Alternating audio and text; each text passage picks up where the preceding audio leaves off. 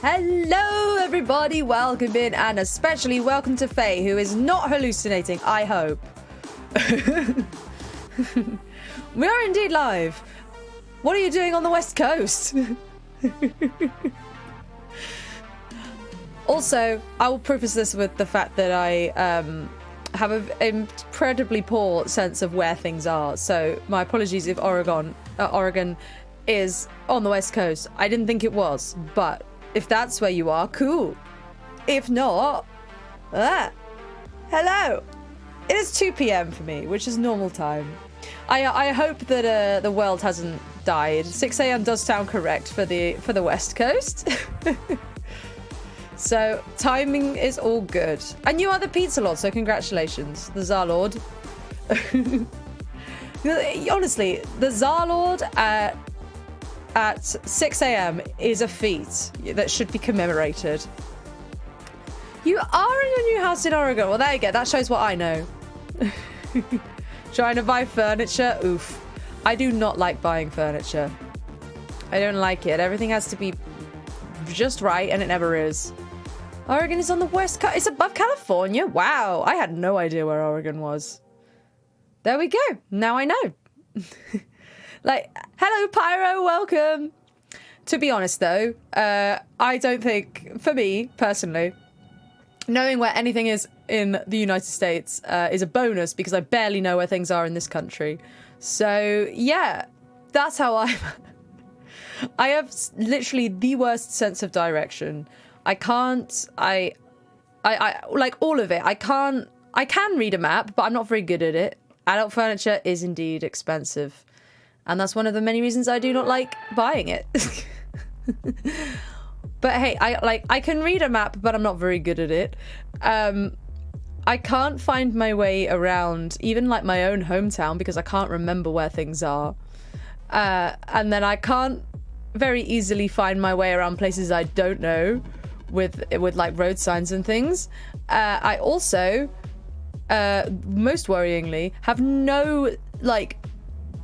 It's not spatial awareness. I have spatial awareness, otherwise I wouldn't be a decent dancer. I can't picture spaces in my head very well. So much so that you need to make your chat compatible with BTTV.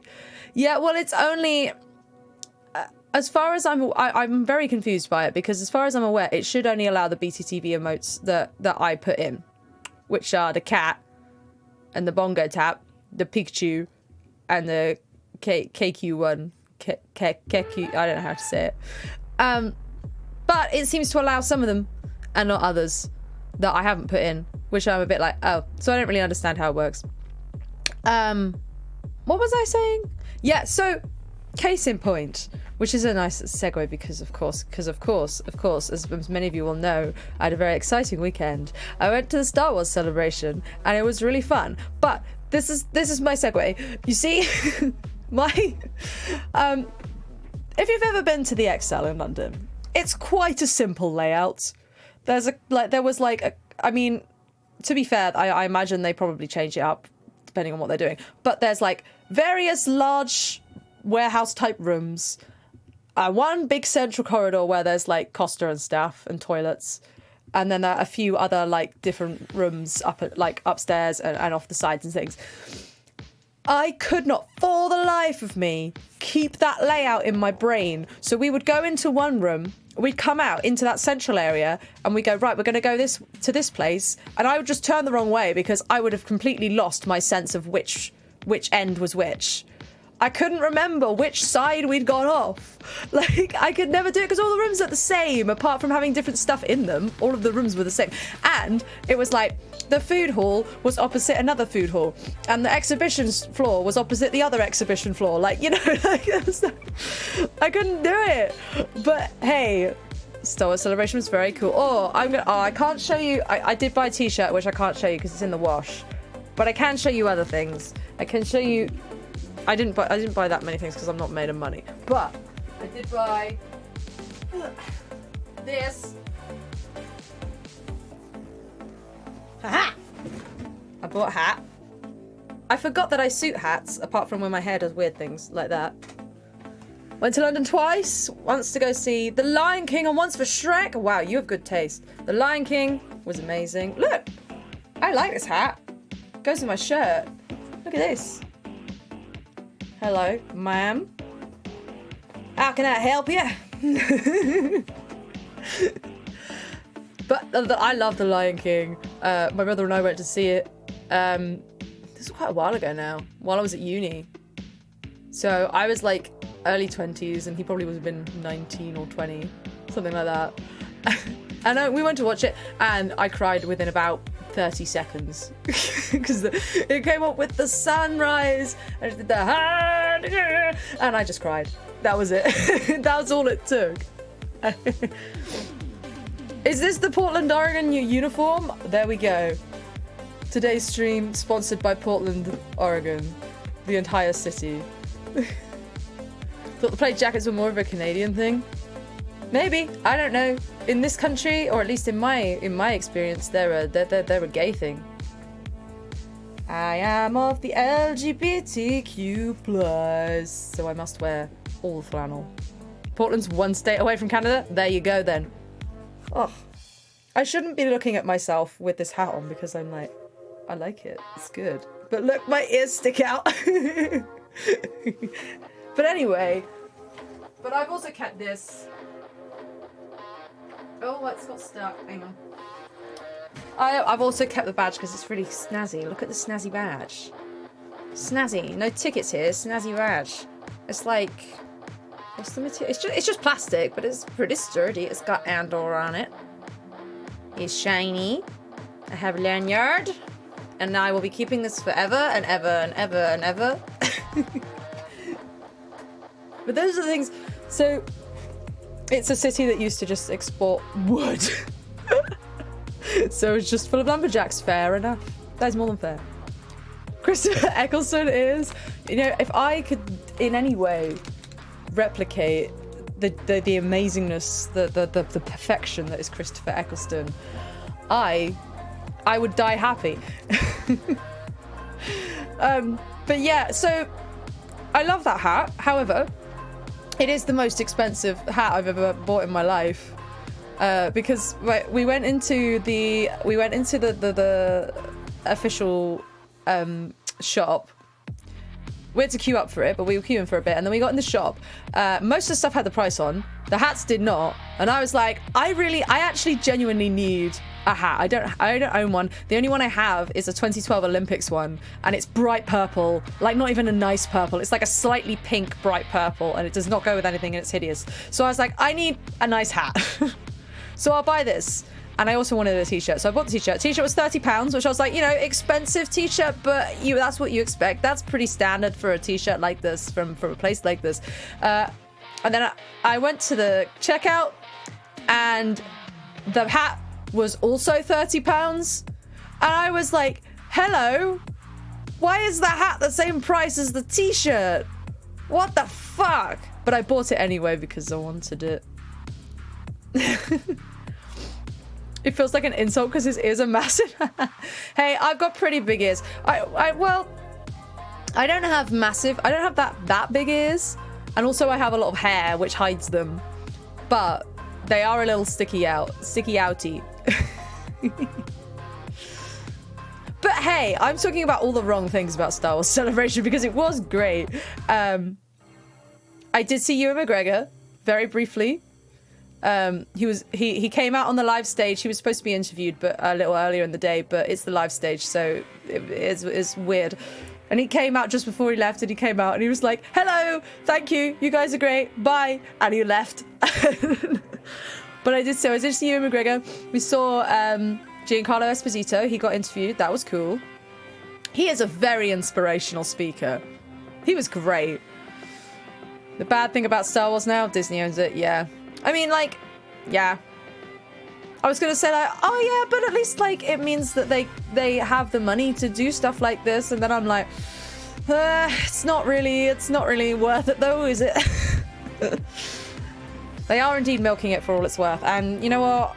I'm the fan, so I will take the fan service. Oh, what a world! What a world! But yeah, who else did we see? Oh, we saw lots of Ashley Eckstein, and I was very fangirly over Ashley Eckstein. That was really fun. We saw, I haven't laughed so much in my life as the last thing we saw was, there was animation game night, they called it, and it was the main voice actors from the Clone Wars. So it was Ashley Eckstein, it was Matt Lanter, I forget all of their names, D. Bradley, what's his face, and James. No, can't remember their surnames. The guy that played Obi-Wan Kenobi and also the guy that played General Grievous and the droids. Those five, they were just playing a stupid game show, and it was really stupid, and it was so funny. And one of the rounds they played the improv game that's like film dub, where you have two people have to act it out and two people have to do the voice acting. And it was so funny. And they had Matt Lanter, who played Anakin, if you don't know, and they had the Obi-Wan Kenobi guy voice act the the end of episode 3 where you've got Obi-Wan versus Anakin. And it was really funny because clearly the guy that played Obi-Wan, James, he clearly knew what the lines were, and Matt Lanter did not know what the lines were. And so he started the scene, and then it immediately went off-piste, and it was so funny. I've never laughed so much in my life. And yes, Faye, I did see the D&D movie on the weekend as well, because I only went to the Star Wars celebration on Sunday, but on the Saturday I went into London to spend a day with my friends, and we did go and see the D&D movie. Oh my god, there's so much to talk about. The D&D movie was so perfect and so good. I enjoyed it so much. I laughed so much. It's very funny, and I really enjoyed it because it captured the essence of D&D perfectly, and that it was mostly a bit of silly fun with a little bit of heart to it, you know? And that's how I play D&D. Like, the only thing that annoyed me about it, but I can see why they did it, was how the characters in the party didn't really make sense in terms of their classes. The sorcerer made kind of sense. The barbarian made sense. The rest of them didn't really make sense. But like, they basically simplified it down. So that there was like, these are the things that these people do, rather than all of the many things that those classes could do. They're like, this person does this one thing. And with the sorcerer, it was like, we're going to have one magic user and he's just going to do all the magic, and we're going to leave it at that, you know? So they simplified it right down, which I understand why they do that, because honestly, if they didn't do that and you weren't a D&D person, it would be so off-putting. So I completely understand why they did it, but it just did annoy me a little bit, because I was sitting there and I was like, if somebody watches this film who has never played D&D and they go, I want to play D&D, and they go and play D&D and they go, I want to play a druid, they're going to be A, confused, and B, disappointed. And if anybody goes, hey, I want to play a bard, they're going to be like, whoa, I could do all of this? So yeah, but I had so much fun. Has everybody else seen the D&D movie yet? You should all go see it. It's a fantastic film. It was so good. There was a bit in it, I don't want to spoil anything because it's so funny. There was one joke about halfway through. Also, what's his face? Reggie John something? The guy that he's playing the paladin. I can't remember his name. He is the MVP. He is playing that character completely straight, and it is perfect. It is so funny.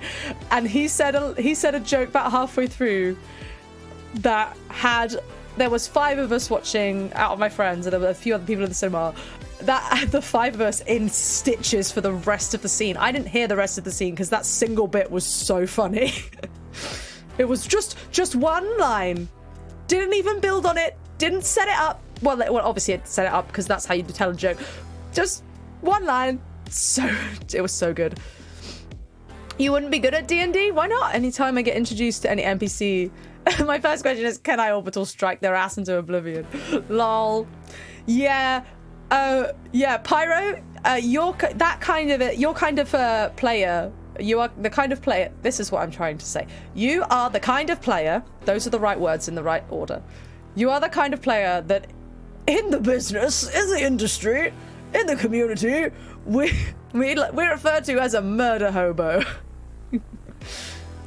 Richard John Page, that's his name. He is indeed a hottie. Yeah, I'll agree with that. Scorched earth. Hey, the fun thing about D&D is that is absolutely a thing, a way to play it, and a thing that you can do if that's what you want. However, I think with most people, that is not a very popular way to play. So if you can find a group that will play that way with you, then great. I would not, sadly. You can do whatever you want in D&D. Exactly. Like the only restriction on like doing what you want in D&D is the table that you're with, right? So it's things like for example, the group, my best friends, the group that I play with regularly, and I'm DMing for them at the minute actually. There's quite a few things, because you know me, I love a bit of eldritch horror, and I love a bit of gore, and I love a bit of freaking people out a little bit. But this group don't really love that. And there's like a number of things that we have in lines and veils and safety tools and stuff that I can't touch in my game. Even as much as I might want to, I won't do it. Because it wouldn't be fun. Because everyone would be having a bad time. So, you know, that's a restriction on what I can do. But I don't care, because it makes me more creative. Because I remember doing, I did a one-shot for them years ago now. It's a Monster of the Week one-shot. And obviously Monster of the Week, if you don't know, it's kind of urban fantasy TTRPG. Your monster hunters. It's exactly what it says on the tin. It's Monster of the Week. It's early Doctor Who, you know, that kind of thing. And so it's a little bit horror. You cannot be killed if everything else is dead. Makes sense. That's true. That is a way to play.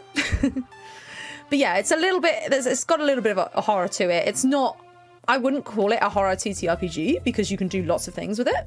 It's not exclusively horror, but it's got that flavor. So I originally had this idea, because I like to make people make hard choices in games as well. Oh yeah, the purpose of Cthulhu is definitely to die or go crazy. You don't play a game of Call of Cthulhu and don't expect to die or otherwise lose your character. Hello Chris, welcome in. How are you doing today? But what I was saying was, my original idea for this one shot was to have a sort of like terrorist cell that they were going to be sent after, and then the terrorist cell was going to actually turn out to have like really good ideas, not really good ideas, but like be right essentially. And it was going to be hey, these people, you're kind of being shit to these people, they just want to live, however they're also trying to blow shit up, you know. And because I like presenting players with something that doesn't have a right answer and see what they do with it.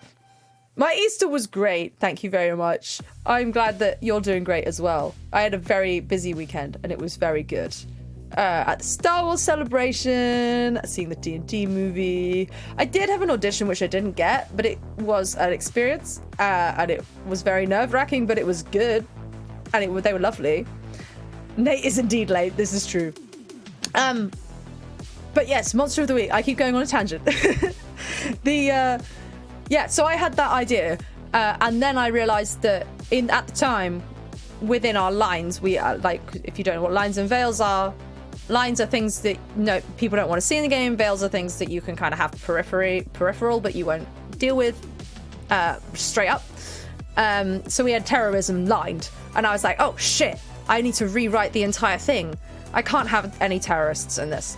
And so I did rewrite the whole thing, and I actually kept, and it changed the story a little bit, but it kept the ethos, because I was like, we're still gonna have instead of being terrorists, they're going to be essentially underground refugees, and they're going to be hiding, you know, and their hideout's been found. That kind of thing. Poor Klee. Yeah, we can't have no Klee. You know, so I actually think that when it comes to things like that, I quite like DMing for a group, because I've been in groups that very differently. I've been in groups where we have a shit ton of lines and veils and there's a load of stuff that people don't want to see, and I've been in groups where everyone just goes anything, you know. And being in a group where you've got those restrictions is actually so much better, because it's really easy when you're planning something like a game, especially if you're under time pressure, which I always am because I'm super busy. It's really easy to go with the first thing, which is usually quite stereotypical. You know, you usually go, oh, we do this, this, and this, and then you go, oh, that's just Doctor Who, or oh, that's just Lord of the Rings, you know, something like that. Whereas when you go, okay, well, this is the thing I'm thinking, and then you go, oh, wait, I can't do that. How can I take the same stuff and reskin it into something slightly different that's going to be more interesting? And that one shot in the end became much more interesting. And also, because these people weren't actively attacking, they weren't actively attacking, any harm they were doing was purely defensive. Like, it meant that these PCs had a much harder choice to make in the end, you know. So it all works out. I don't know why I got up on this soapbox in the first place. Nobody's arguing with me.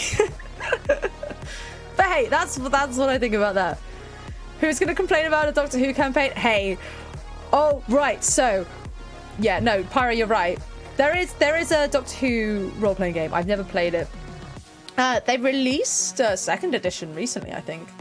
But I really want to play it because this was ages ago now. I was just texting my friend, and out of nowhere, I suddenly had a great idea for a Doctor Who PC. I was like, I now really want to play in a Doctor Who campaign, because I would play a Van Helsing type vampire hunter, but except not for vampires, for weeping angels. That's what I would play. It'd probably end up quite River Song-esque, I imagine. That's probably how that would go. But yeah, I really want to play the Doctor Who game now. So yeah, if anybody wants to run a Doctor Who game for me, please let me know. Bonus points if you want to stream it. Exactly, Pyro.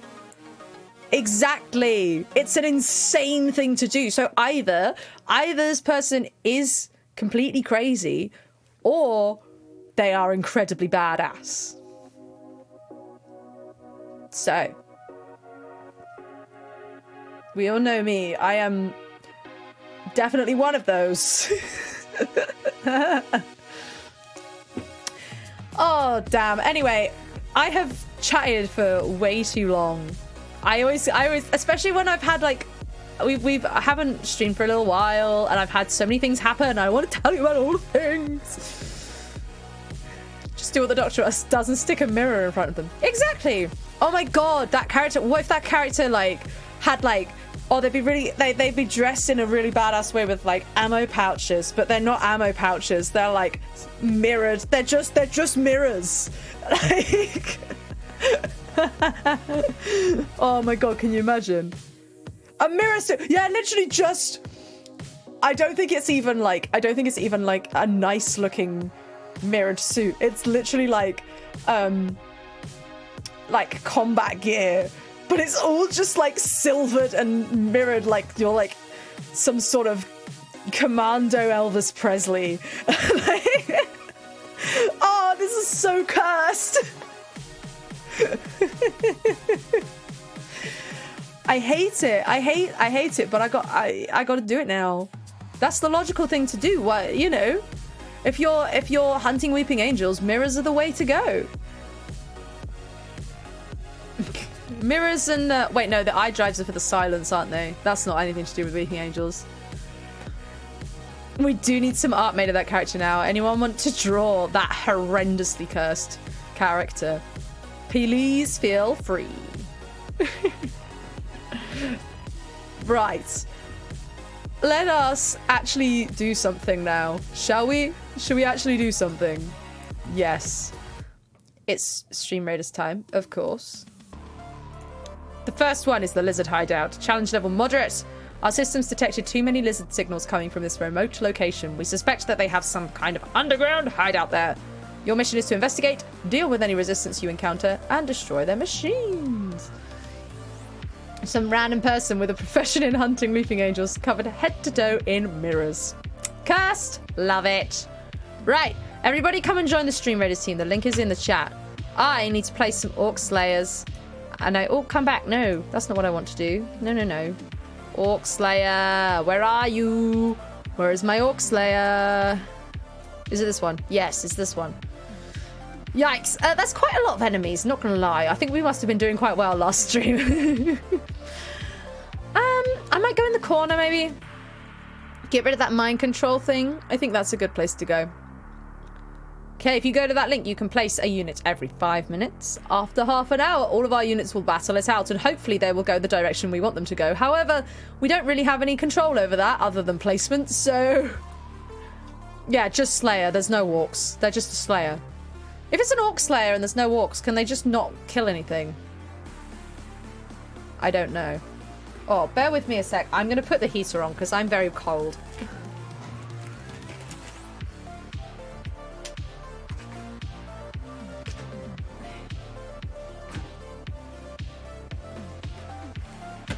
Oh, there we go. No orcs here, absolutely. You know, I've never played an orc in D&D. I played a half-orc. I played a half-orc elderly fighter who had retired by becoming a bodyguard in a pub and went out for one last bloodbath before she died. And she was incredibly dumb. I had like a -2 intelligence score. It was a time. That's when I discovered that I don't like playing low intelligence characters. Because the problem is, well, I figured it out now. That was quite early on when I started playing role-playing games, but I figured out now that there's definitely ways around it to make interesting characters that don't have high intelligence. However, at the time, I had this complex where I was like, I must be the smartest person in the room. And so that character was not the one at the time. Right. So, what were we doing last? The last thing that happened. Oh, the Sub-Zero's Festival. Yes. Yes. The Sub-Zero's Festival is about to begin. We are going to see Nilu dance. It's going to be great. I have actively... so I didn't get a Yaka because I forgot that it was ending and I had a really busy weekend and I kind of went off the Genshin train for a bit. And so I did not spend my star glitter and I did not get a Yaka, sadly. But I'm not going to wish for Nahida and Nilu. I'm going to actually be smart and I'm going to save up some Prima Gems until I have a decent number. Yeah, who needs intelligence when you can throw everything into luck? Hoo boy. Well, not when you're playing D&D. There is no luck stat. Luck is just luck. You're already rolling dice. Some RPGs have luck stats. Like Shiva, for example. I've played Shiva. Shiva has a luck stat. What's the stats in Shiva? It's something like agility. No, is it agility? Agility, dexterity. There's like, it's like intelligence, but it's not intelligence. Called intelligence. It's called something else. I can't remember what. Luck, and there's like charm and weird or strange. No, it's called strange. Which is like, what if you have weird, strange psychic powers like my character did? Works in Fallout New Vegas. Hey, I don't know. I've never played Fallout New Vegas. I've never played any Fallout games, actually. Right, let's head down to the Sub-Zero's Festival. It's in the Grand Bazaar, so we've got to go all the way down. Grand Bazaar. Where is the Grand Bazaar? Where are we going? What? That way? Oh, wait, what? Oh, okay. Whee! No. No! Zhao, no! Stop climbing on this nice person's stool. Nilo dance! Okay, one moment. Oh, we've had this cutscene. We've had this. Go away. Speaking, the moon signifies... It's because I paused. It's because I ended stream in a weird point. Wait a moment. Go away. Oh, I remember now. We've done this. Illusions and luck? Yes. He's not even naturally. Go away. Okay, here we go. This is where we got to. They say the Sub-Zero's festival was very lively a long, long time ago. Large flower carriages used to parade through the city. As they headed towards Port Ormos, people would throw flowers, candy, and liquor all along the way. Cute. Dunyarzad's eyes are sparkling right now. I wish I could have seen that. Oh, we're going this way. Okay.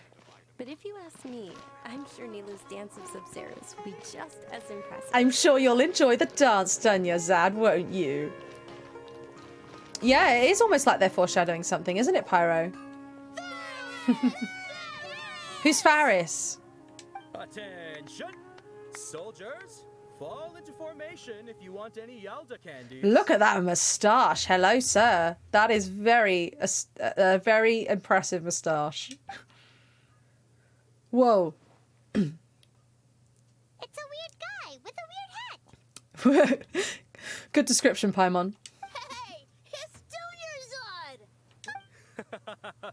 Miss Dunyarzad, the children love you even more than the Yalda candies. Aw, sweet. In the few short days it took to prepare for the Sub-Zero's festival, the children have all grown very fond of you. The Hallowed Night of Flowers. It's an honor that you know my name. Wait, it only took a few days to prepare for the festival? What the fuck? That is some quick preparation. Attention! In the name of Ferris, the Knight of Flowers, I commend you on your contributions to the glorious Sub-Zero's festival. I see this is an actor. He's playing the Knight of Flowers. I understand. Paimon is the weirdest guy. That is true. All right, little soldiers, take your Yalda candies and don't forget your loyalty to Lesser Lord Kusanali. Dismissed. Yes, Knight Ferris! Just what is going on here? Ferris, the Night of Flowers, is another Sub-Zero's festival icon, and one immensely popular with children. In the past, the actor portraying Ferris would also sit on a flower carriage. I want to sit on a flower carriage. It's all thanks to Miss Dunyarzad's sponsorship that the children can make such wonderful memories today. Aww. As are we to you, Vihar. Oh, not at all. Oh, speaking of tradition, do you want some Yalda candies? They're a festival staple, and I happen to have some boxes ready here.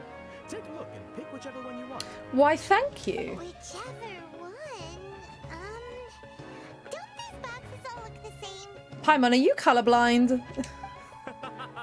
That is the fun part. Each box contains a random flavor. It's up to the luck of the draw. Flavors include lavender melon, horror fruit, sunsetia. Okay, why do I get the impression that he's just said some very normal flavors and he's about to say some terrible flavors? Ooh, those all sound pretty good. And there's also lizard tail and kabuto. Huh? What's up with those two flavors? Onikabuto is a little spicier than Lizard Tail. Dunyarzad, you tried them before? Traveler, help Paimon pick one. Paimon wants the Sunsetia flavor. Well, don't blame me if I choose the wrong one. It's alright. Paimon believes in you. Okay. Oh, but I want to sit in the flower carriage. Yeah, apparently a bug is spicy. Who knew? I also believe in your intuition. Why does everyone believe in my intuition? My intuition's shit. Great.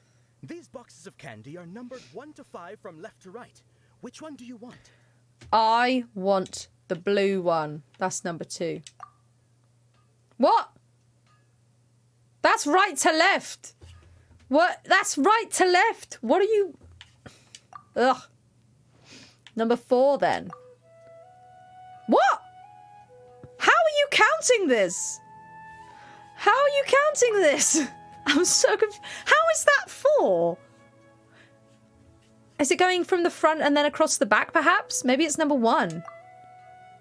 Oh, it is. It's going 1, 2, 3, 4, 5. Who counts like that? It's definitely number 1. Attention! That's Aww. unfortunately lizard tail. Well, maybe it tastes nice. I don't know. Paimon thought you survived so many epic battles because you had incredible luck. But looks like Paimon was wrong. Is that an insult or a compliment? The Sunsetia flavored candy was in box number 4. How about this? The most important thing is that everyone has a good time at the festival. So please, take both boxes. Aw, isn't he sweet? Really? Thanks a lot, Knight of Candies. It's Night of Flowers, not Night of Candies. Paimon really wilted the carriageless Knight of Flowers. They all basically sound the same. We got our candy, so let's keep going. Let's go. Oh, actually, I just remembered that I left something behind. Since you're here? Yeah, well, I want to pick the blue one, Pyro. Let me make my mistakes. Can you come with me to get it? Not a problem, sure. Dad, you probably forgot because you're so excited about the Sub-Zero's festival. How embarrassing. We just walked all the way here and now we have to walk all the way back. Hey, you don't know my taste. I might like lizard tail candy. Maybe it's beefy. Also, like, what even... Okay, question for the Americans in chat. I know you guys call everything candy. But, like, is candy a specific thing? Is it a category? When they say candy, what do they mean? What kind of thing is this?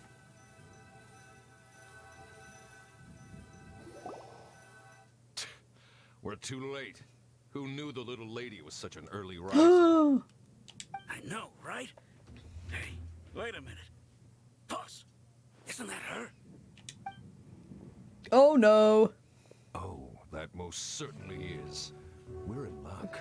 She's walking right into our clutches. I really hope these people are working for her parents and not anyone more horrible. Yeah, I've always thought of candy as a category, but there's sometimes, like there, they just refer to something as candy, and I'm like, but what is it? Those Eremites don't look like they're up to any good. Funny that. Who are you? I don't believe the Homayanis hired you. That's right. We haven't received any of their mora, but I wonder how much the Humayanis would shell out to get you back. Yeah, but see, Pyro, that's the thing. You're right. Candy is pretty much anything sweet, but you can't just call something candy because it could be anything, right? It could be chocolate or it could be like candy floss. They are two very different things. They're a gang of kidnappers. Traveler, hurry and protect Dunyarzad. Professional here, ready to go? Hey, Yes, I am. did you scumbags even consider that the Homayanis might have hired a merc that outclasses you? Hey, go on, dear. You're Dia the Flame Maiden. No wonder we mercs haven't heard anything about you for so long. You sold your unruly mane to the highest bidder. Yeah, and she's gonna whoop your ass. Wigwan, hello, welcome in. How are you doing today? Don't speak so disrespectfully. My family started working with her as gratitude for her past kindness to us. Don't worry about it, my lady. Just some friendly banter between mercs. One punch and those rabid dogs will expose themselves for what they really are.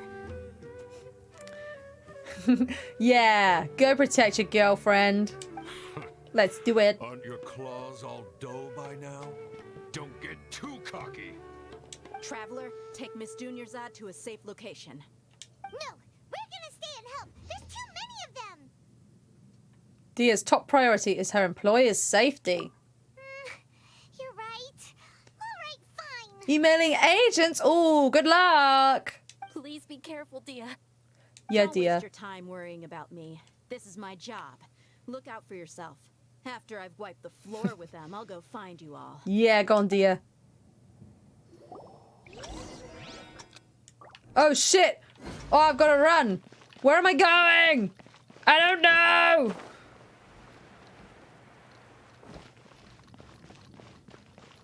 This feels like really easy. This is not going to be the end of it, is it? Oh, that was easy. Dunyarzad, are you okay? You look a little pale. Are you in shock? I'm fine. My body always reacts like this whenever I exert myself too much. You sure you're okay? I'll be fine after some rest. I'm more worried about Dia. After all, none of this would have happened if I hadn't insisted on coming out today. Don't worry, she's tough. Yeah, don't worry. Yeah. What's all this scene change thing going My lady, about? traveler, found ya. Exactly that. It's time passing shots. Dia! You took care of them so fast! Any more of them? Or rather, did anyone follow you? No, I just checked. Dia, When? your arm. Ah, she's fine. Oh, this? I'm fine. It's just a scratch. Normally, they wouldn't have been able to land a hit on me at all, but I'm still getting used to this new greatsword. Please, let me take a closer look. Come on, it's nothing.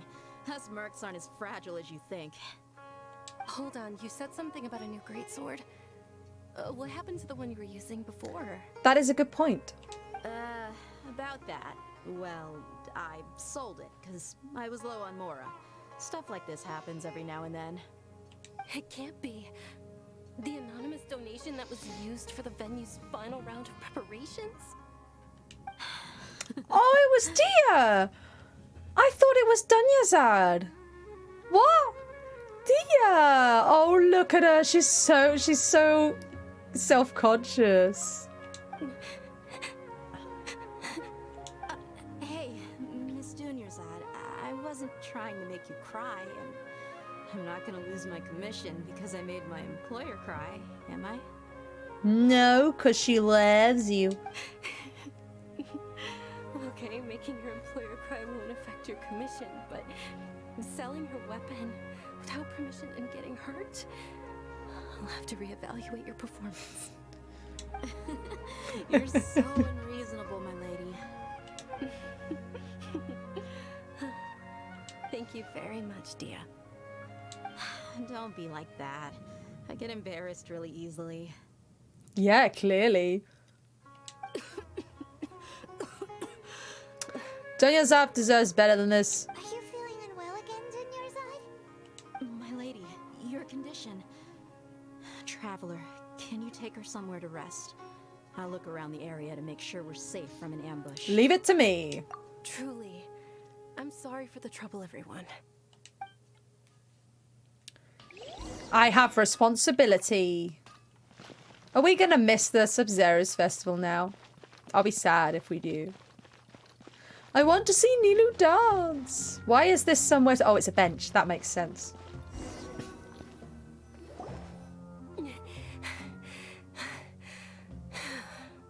Nice deep breaths in and out. Are you feeling better, Dunyarzad? Yes, much better. Just give me a few moments and I'll be good to go. Just how serious is your illness? I didn't realize you were concerned about it. I guess I shouldn't continue to keep it a secret. I was actually born with Elazar. It's terminal now. I thought we already knew this. Elazar? Can't believe it's Elazar. Yep. Important. Mindfulness, very important. Oh, you've already heard of Elazar. In that case, you probably know about its severity. We do.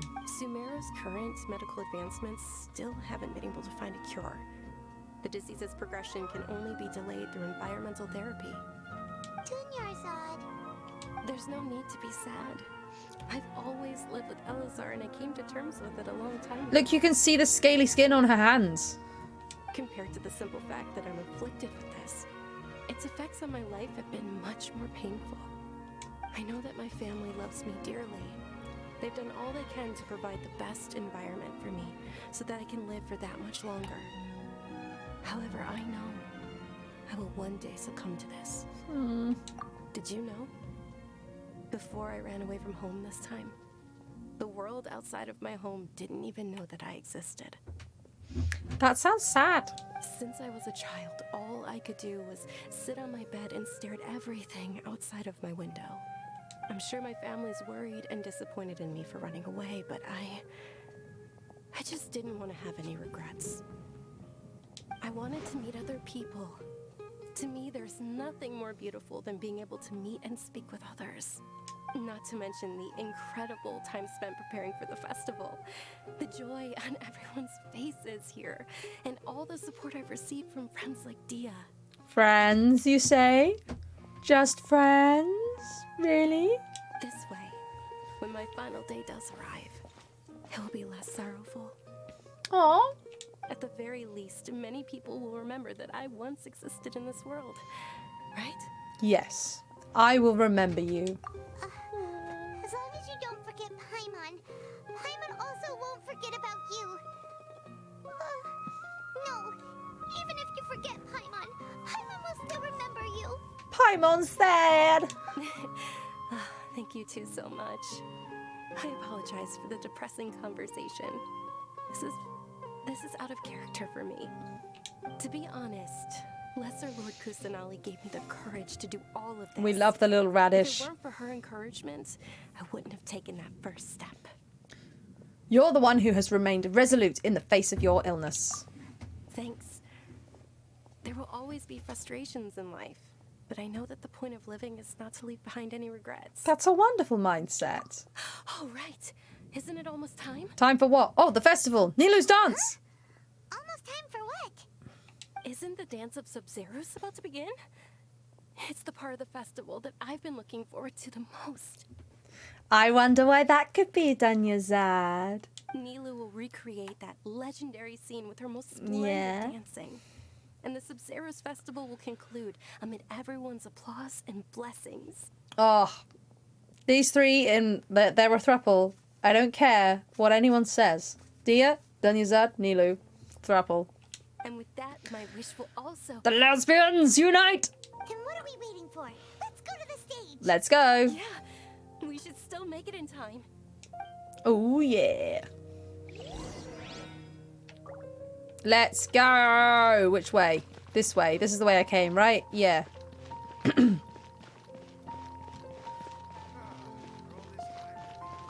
Do-do-do-do-do-do. I do like the design of Sumeru City, that it's like built into a tree. I think that's really cool. Here's the Grand Bazaar. Here we are. Gonna go see a dance. Hey. Were you not aware that the law prohibits this type of performance from taking place without prior permission? Well, fuck you.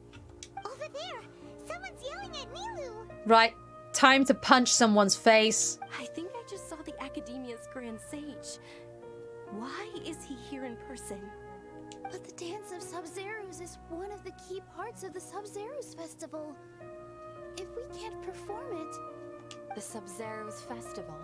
The law also prohibits the private hosting of large-scale religious festivals. Only the Academia can host such an event. Fuck you guys. Fuck the government. If you continue to resist, we will have to order an investigation into every single event organizer. Or I could smack your face in.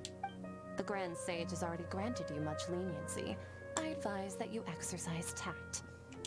How did things turn out like this? But weren't they allowing it before? The Academia was originally responsible for the Sub-Zeros Festival, but they failed this responsibility for many years. I need to speak with them. Ooh, if we force their hand too much, the situation may get ugly. Yeah, I want it to get ugly. To swallow, but you're right. Things would only get worse. That sucks. Art. Dance.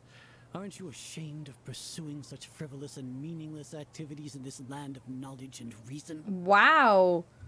You, sir,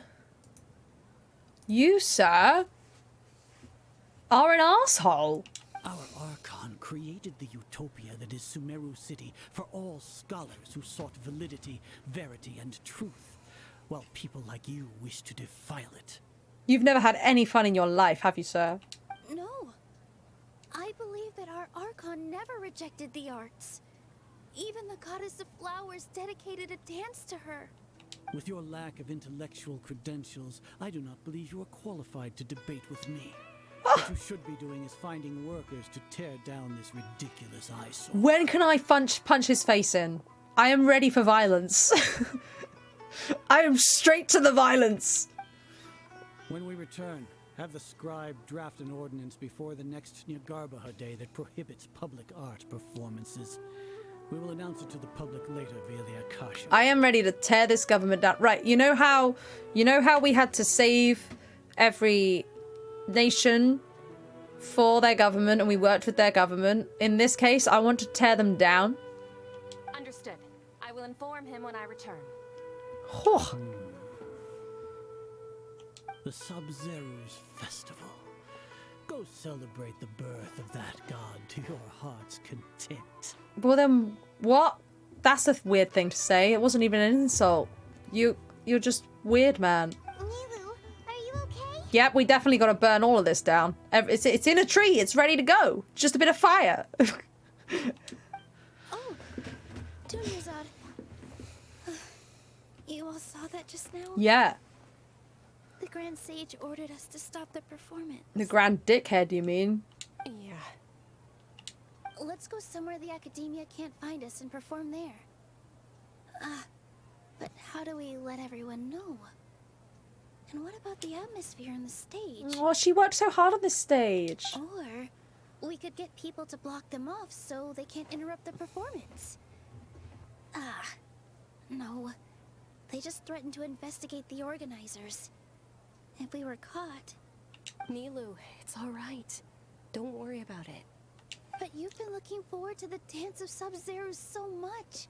And I know how important this festival is to you. I don't want you to have any regrets.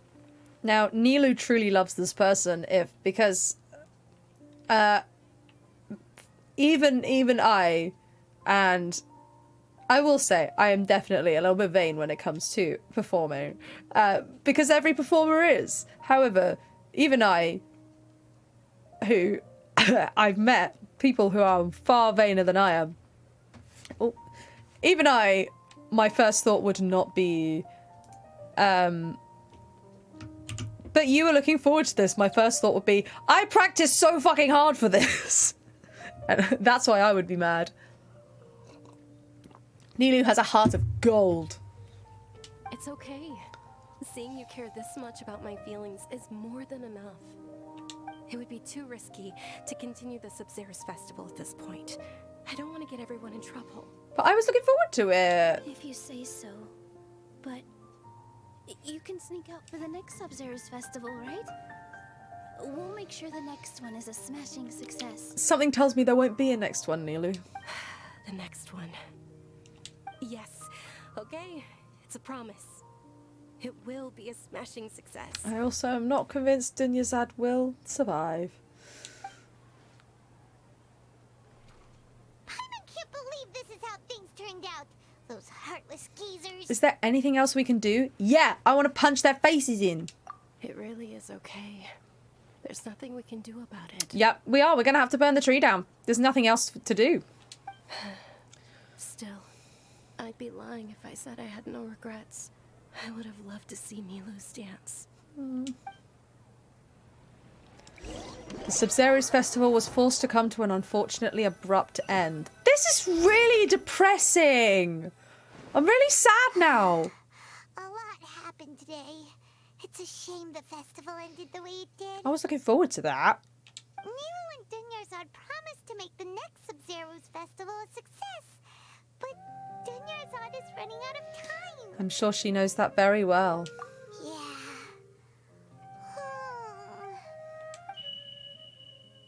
Is this the Akasha thing? All connections have been secured to construct the most stable framework possible.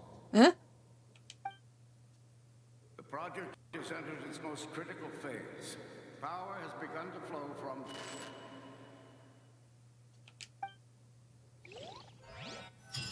I'm sorry?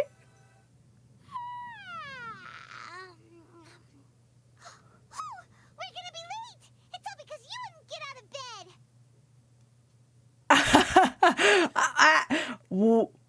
Hold on. Are we Groundhog Daying this shit? Why? How? What the fuck? What is going on? We should go meet Dinyarzad right away! I was not expecting this. Or anything even remotely like this. What? What? Oh. Is this the way? Is it up?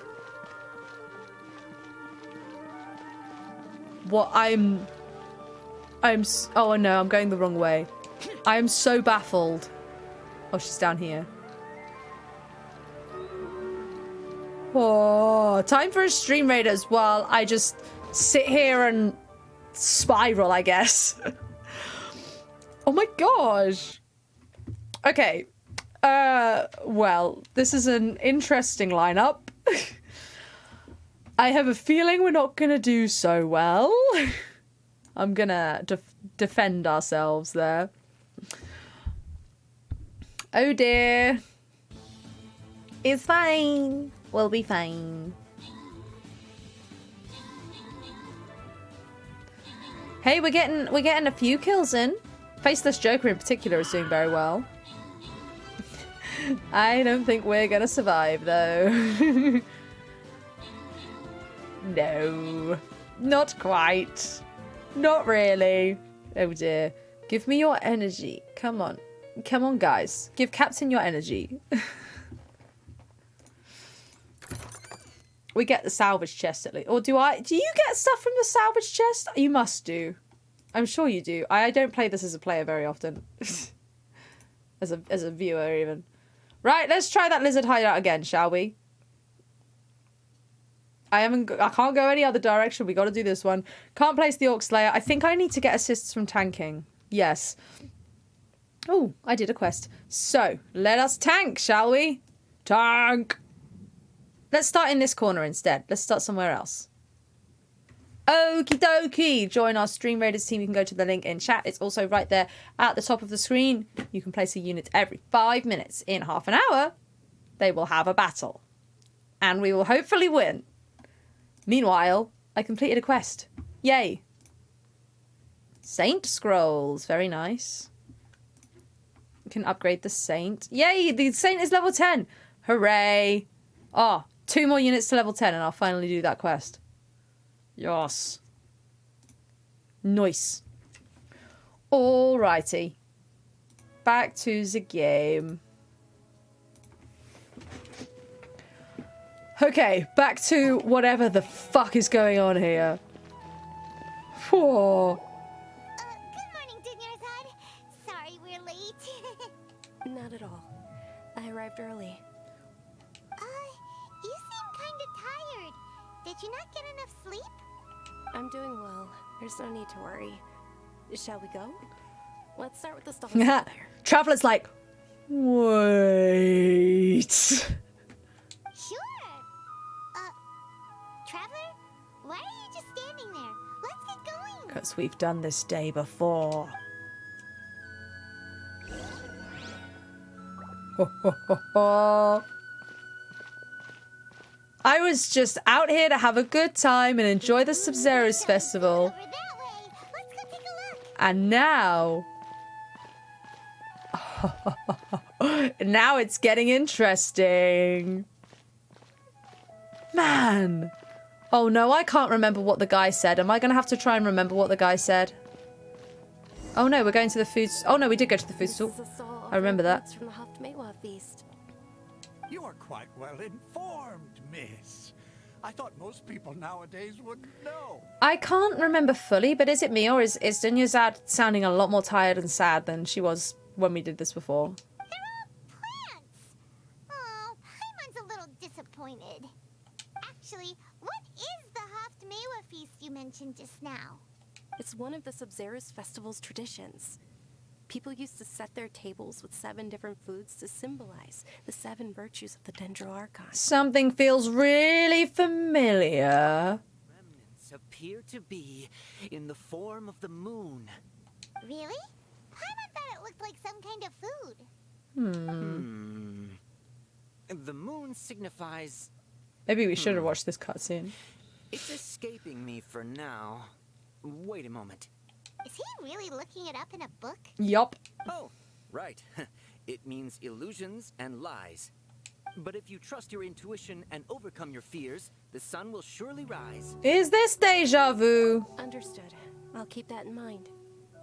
Oh, it's nothing. I'm just learning as I go. Guess that was still pretty interesting. Okay, on to the next stop.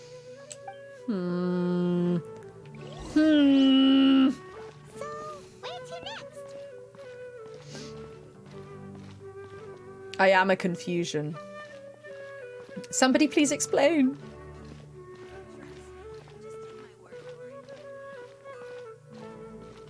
So somebody, this is my theory, somebody in the academia, that voice I didn't recognize, so somebody I don't know. Maybe it was the Grand Sage, I didn't hear his voice that much, so maybe I was just being silly. Somebody's done some weird experiment and is making time repeat. Alright, soldiers. Now that you have your Yalta candies, don't forget your loyalty to Lesser Lord Kusanagi. Panjakars, hello!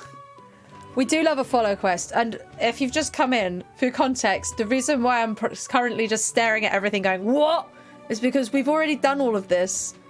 And then we heard some weird voice when we went to sleep. And now we're Groundhog Daying. And I don't know what's going on. We were just enjoying the nice festival. The sages, who are dicks, were like, nah, closing down the festival. We went to sleep, and now the festival's starting again. Very weird. Ferris, the Night of Flowers, is another Sabzeruz festival icon and one immensely popular with children. And Dunyazad sounds really sad for some reason today, when yesterday she sounded really happy. I say yesterday, it's the same day. Oh no. No. It's all thanks to Miss Dunyazad's sponsorship that the children can meet the Night of Flowers.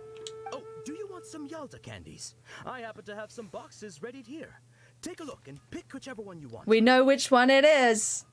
We can pick the right box this time. Charizard is sad. Well, if Dunyazad was a Charizard? That's how you say it, isn't it? I don't know. Things would be a lot different. What's to pick? Don't these boxes all look the same? Once again, Paimon, you're colorblind. It's not that simple.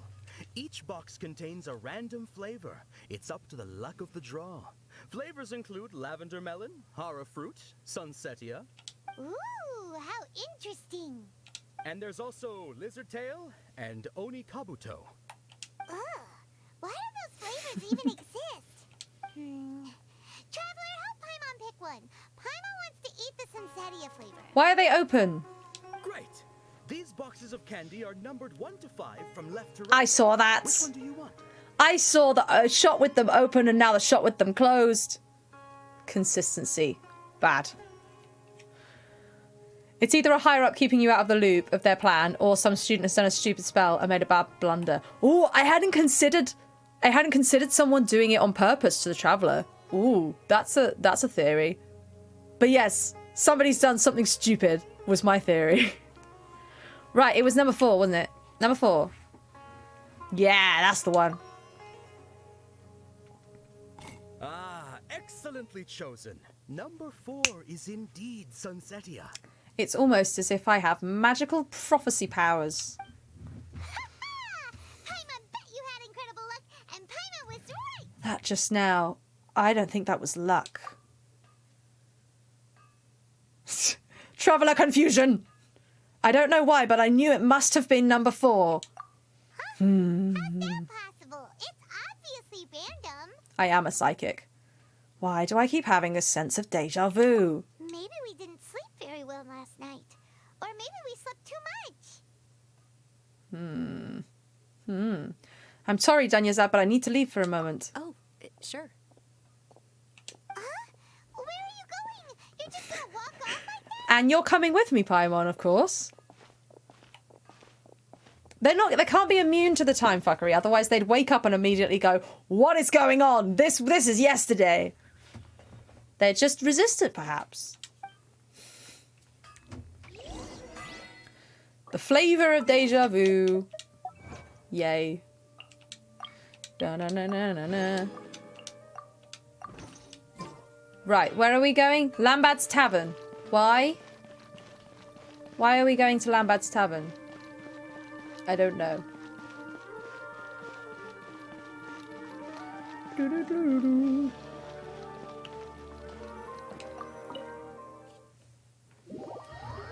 I do like Lambad's Tavern, and Lambad is fun.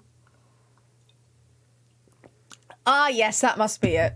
Traveller is going to drink their problems away, despite the fact that nobody will serve them drinks because apparently they look underage, even though they're over 500 years old. Yes, it's fine. A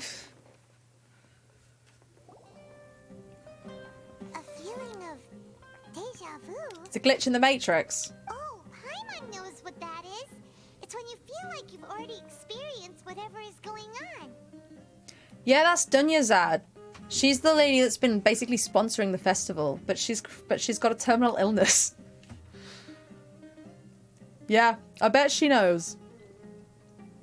Yeah, I was thinking this the other day, Pyro, you're right. Venti looks like 12, and yet everybody will serve him alcohol. It's almost as if it doesn't matter when you're a man.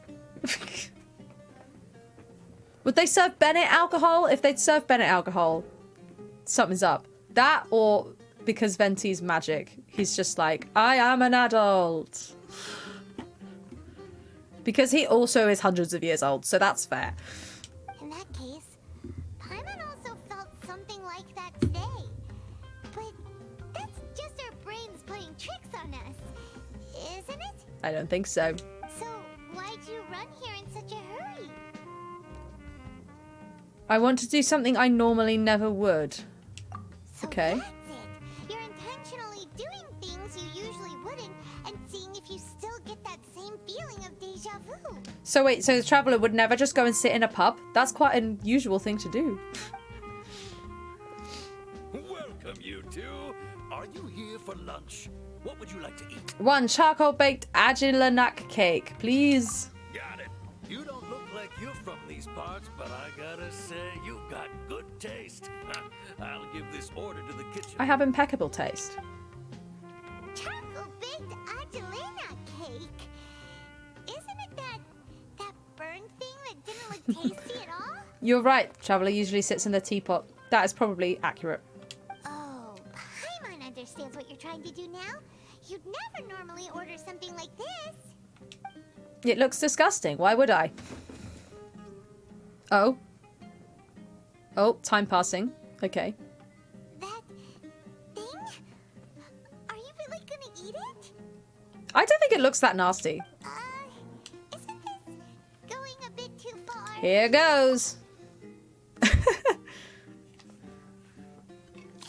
That was a strange shot. How was it? The look on your face is telling Paimon that it tasted awful. No, it actually tasted really good. Hey, welcome back. I mean, that is more than fair considering how early it is in the morning for you. Yeah, baked beans and cheddar. Yum, yum, yum. Then, you mean I've definitely eaten this before. that's impossible? We were just talking about how gross it looked. So, would this be a case of taste bud deja vu? Yeah, it was really odd, Faye. I couldn't get rid of it after all. Paimon also gets the impression that we've been here many times, even though we are regulars.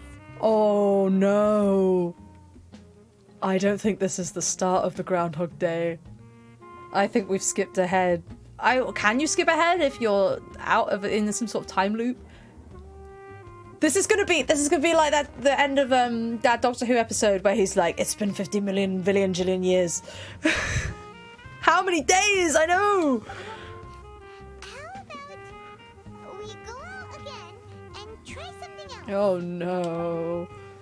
Oh, this is bad. How many months? It could have been so long, we've got no way of knowing. Where's the door? There's the door. See, I haven't been in this tavern many times. I don't even know where the door is. That's just me, though. That ain't the Traveller.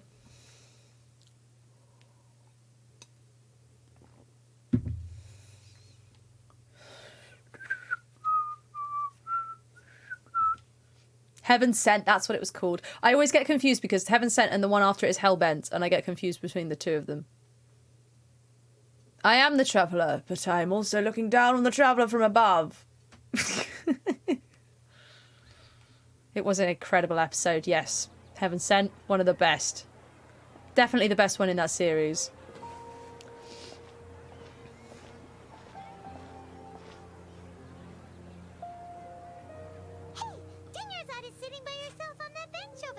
Also, she still came to the bench even though I didn't take her here.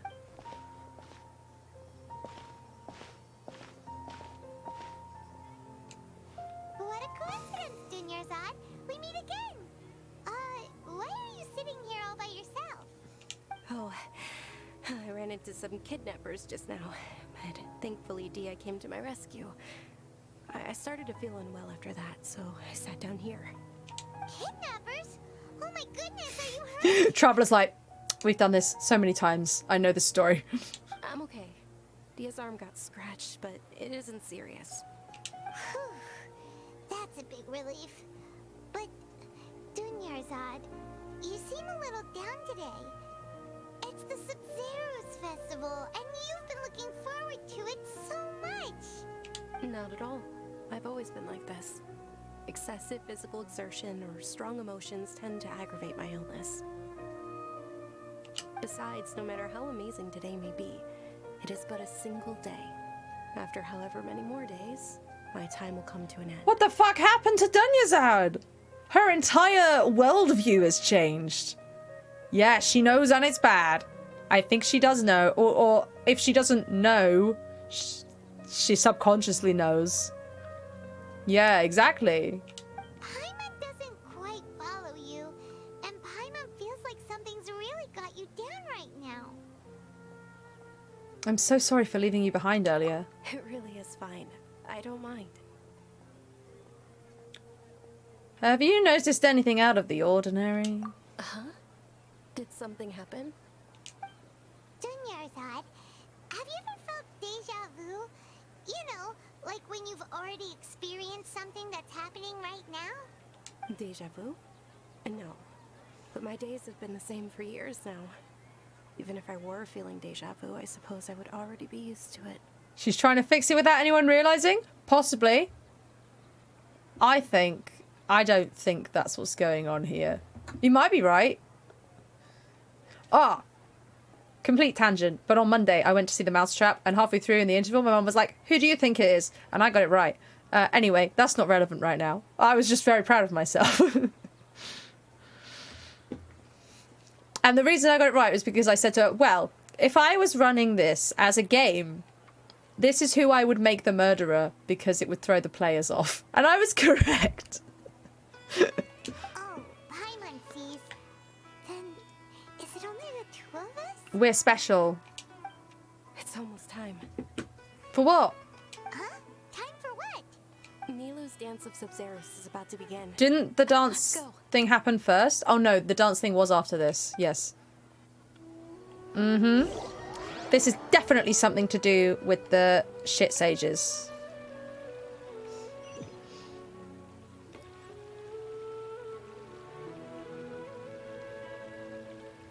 Whoa, Traveler's thinking face.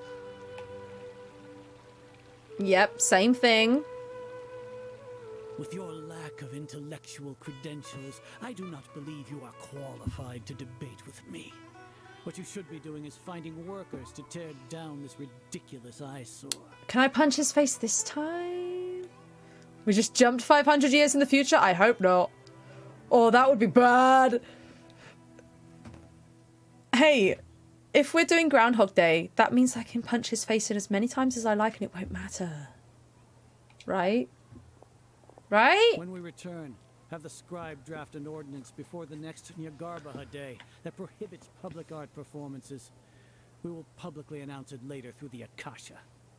Fuck off, mate. Understood. I will inform him when I return. Or maybe there's no time travel. Maybe it's the opposite. Maybe we have frozen time. The Sub-Zero's festival. Go celebrate the birth of that god to your heart's content.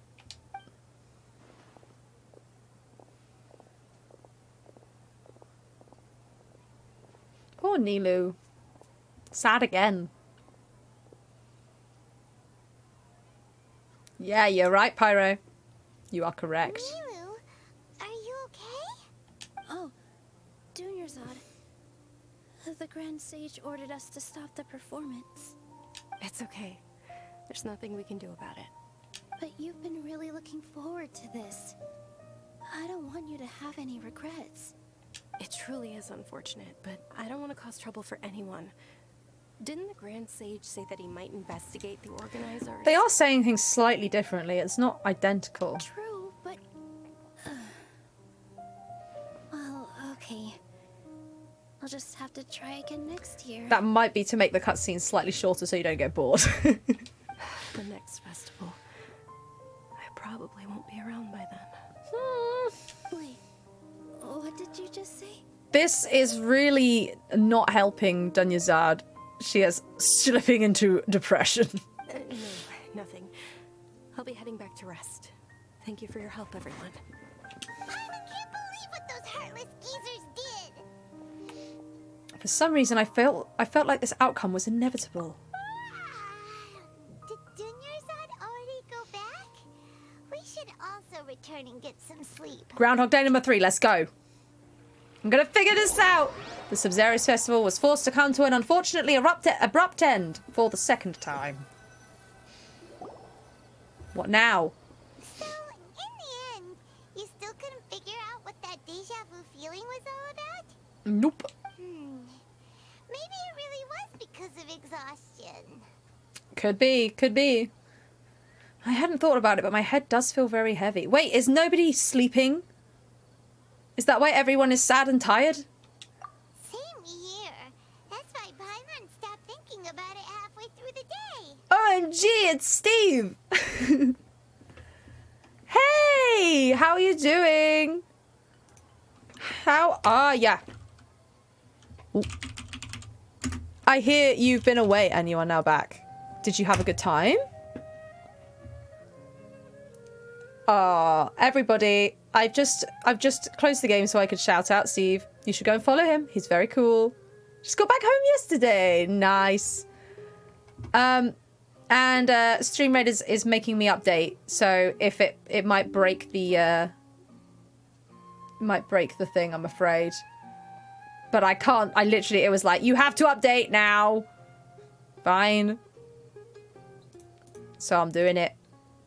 There we go. It can't be a time loop because they're generating muscle memory. Yeah. Yeah. Wait! Wait! Wait! Wait! Akasha! Everybody has an Akasha! That's like connected to their brain. They can just, the sages can just like do some sort of weird brain control, mind control shit. I bet that's what's going on. That's what I think's going on.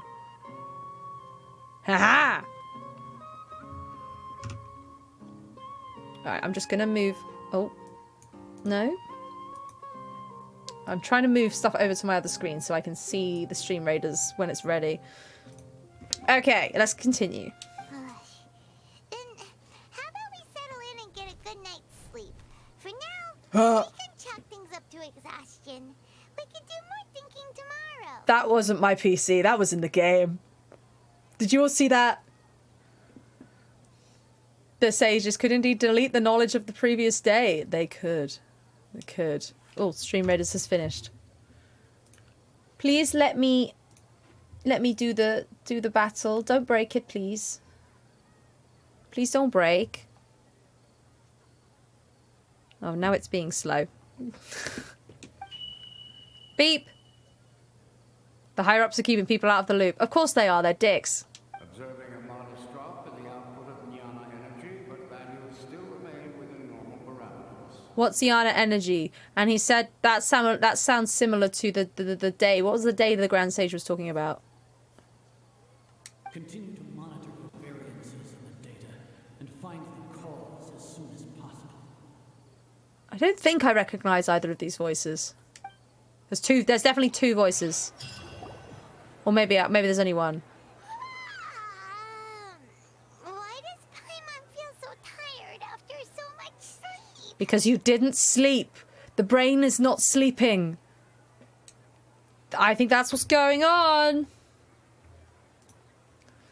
Oh boy. Yeah, exactly. They've got there's some experiment going on. Don't know what.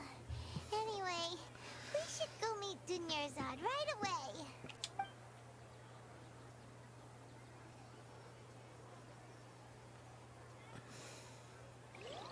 Groundhog Day number 3, or potentially number 550 million thousand, is also a possibility. We don't know. Wait, Dunya's... Oh, no. Oh, no, she is there. Oh. Oh, for a second I thought that we've been doing this for so long that Dunyazad had just died. Oh, thank goodness. She just hadn't spawned in yet. Sorry to keep you waiting. Not at all.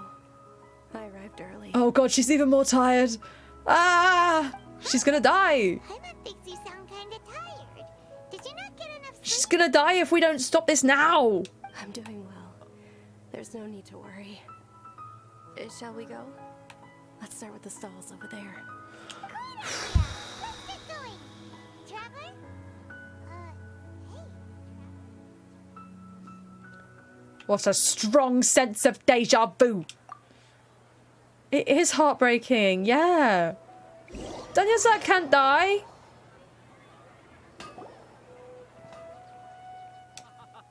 It's all thanks to Miss Dunyarzad's sponsorship that the children can enjoy the Sub-Zero's festival. Oh, are you interested in Yalda candies? I have some boxes of candy here. Pick whichever one you want. Not much of a choice. All these boxes look the same. For the last time, Paimon, they don't look the same. They're different colours. It's not that simple. Each box contains a random flavor. It's up to the luck of the draw. Flavors include lavender melon, hara fruit, sunsetia. They all sound pretty tasty. And there's also lizard tail and oni kabuto. Huh? What were those last two? Yep. Same joke 5,000 times. She'll help me choose. Paimon wants to eat the sunsetia flavor. It's number 4. These boxes of candy are numbered 1 to 5 from left to right. Which one do you want? Oh, this is some messing with your brain shit. Look, you can't pick a number that's not 4. All of them are say number 4. This is some weird shit. Please do watch this while assembling furniture. I hope that your furniture is going much better than this is going. Oh, I like your confidence. No hesitation at all. Oh, congratulations. Number 4 is indeed sunsetia. Boom. Traveler's figuring it out.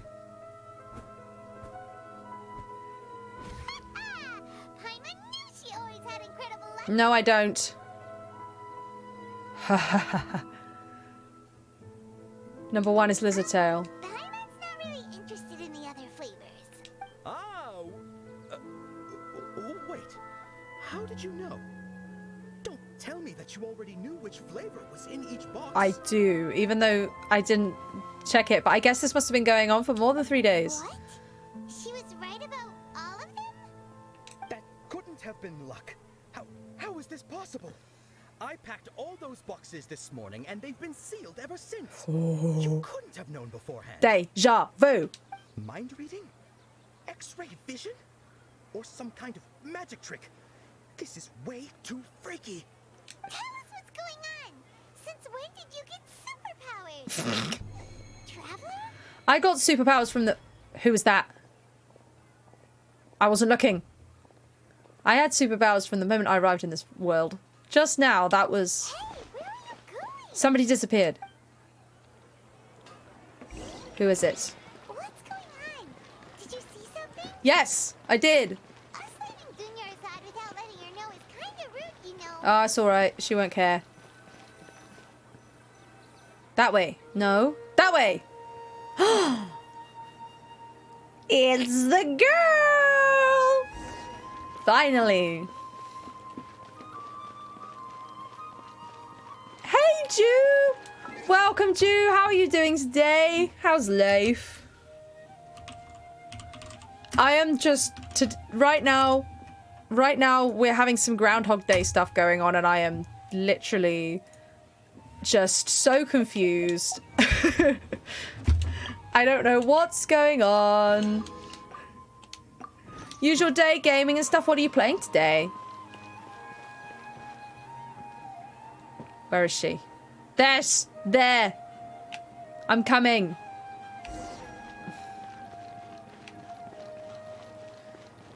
Do. Oh, I don't think I've been this end of the city before, or have I?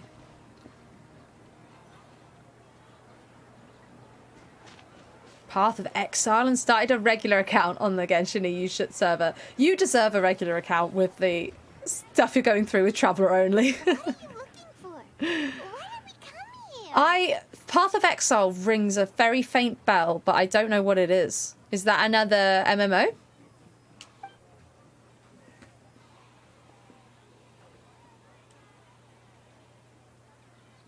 A familiar figure, an overwhelming sense of deja vu. Traveler? It's an ARPG? Ah! Freaky shit! What does that A stand for? I've never heard that before. Over there! Burb! It disappeared! Oh! Oh, action, I see. Ah, okay. Ah, fun! Bird is gone. I'm not gonna lie. This is really freaky and I'm enjoying it a lot. More foreshadowing indeed. The bird is free. It's out of its cage. Stream Raiders, no. I'm in the middle of a cutscene. Ah, she's here. Hello. Okay, I have the opportunity to check Stream Raiders. Oh, yay! Even though I had to close it down to update it, we can still do it. It's fine. Okay. We are going to have a Stream Raiders battle. We're going to hold that anticipation. Guys, hang on. It's only me and Faceless Joker, you guys. We are not going to win. I see you trying your best. Thank you, Faceless Joker. There is no way we're winning this. Let's have a killing field. Which way are we going? This way. Let's go. Yes, I did see you got C2. Stream Raiders. This is. I'll wait for everybody to interact with the stream. Except today it's just Faceless Joker and they're already dead. That was a quick death. Hey, if we lose enough times, then it will give us less enemies. That's how that works. And hey, I got an assist. C2 toddler. I mean, you're not wrong. You are not wrong. Right. Let's do it. Let's do this one again. We better do it this time. Third time lucky. If you would like to join the Stream Raiders team, go to the link. It's in chat. It's also up here. You can place 1 unit every 5 minutes. Where should we go somewhere different? I'm going to stay here. And all of the units shall fight in half an hour. And hopefully it will be more than just me and Faceless Joker. She is the sweetest of beings. Oh, well, we're about to meet her properly. So let's find out. Here she is. Hello. Ah! Isn't that Junior's? What? What's happening here? Why are there 2 Junior's? My head hurts. I don't think it's 500 years. I hope it's not 500 years.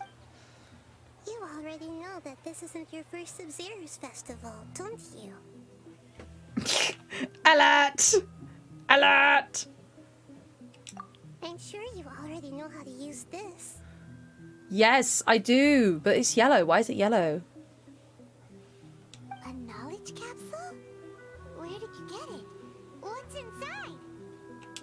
use it too, Paimon. You know Paimon? I have a feeling we've met many times before. Let's use it together, Paimon. Well, this seems kinda sketchy, but Paimon feels like this is what we should do. Oh. Boom. Memories. What the? Groundhog Day.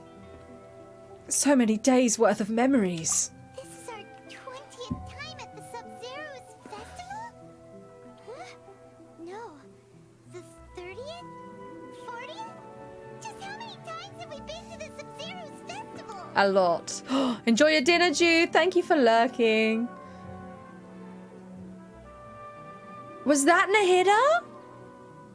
I've only done the Golden Apple Archipelago last summer. That's the only time I've done it.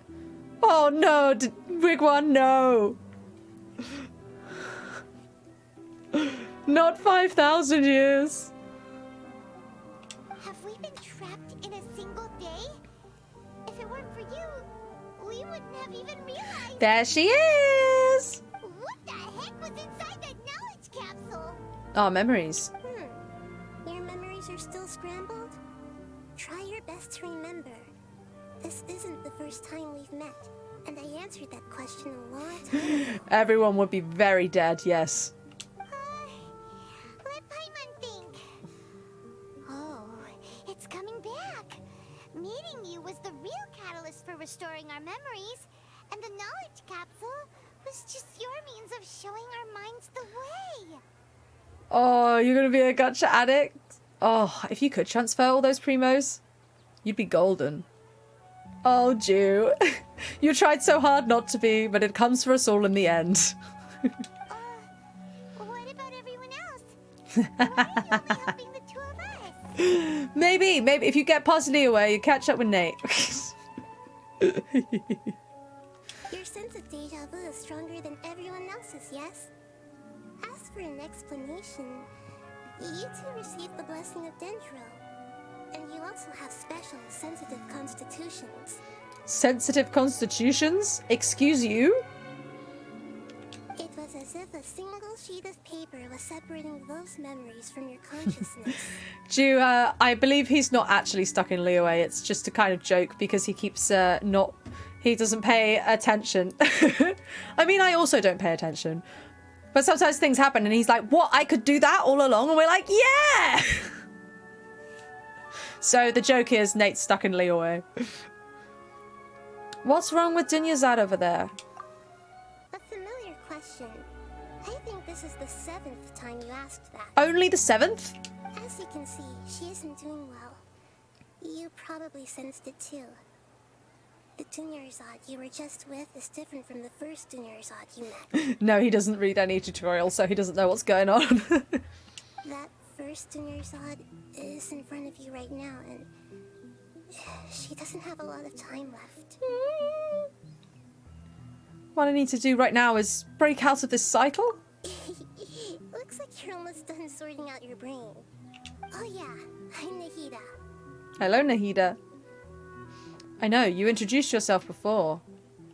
Good, you passed the test. Yep, one day he'll defeat Child. What's happening? You can awaken our memories, and you seem like you know what's going on. Oh, wait, please don't tell Paimon even you don't know. Everything in this world runs in a loop.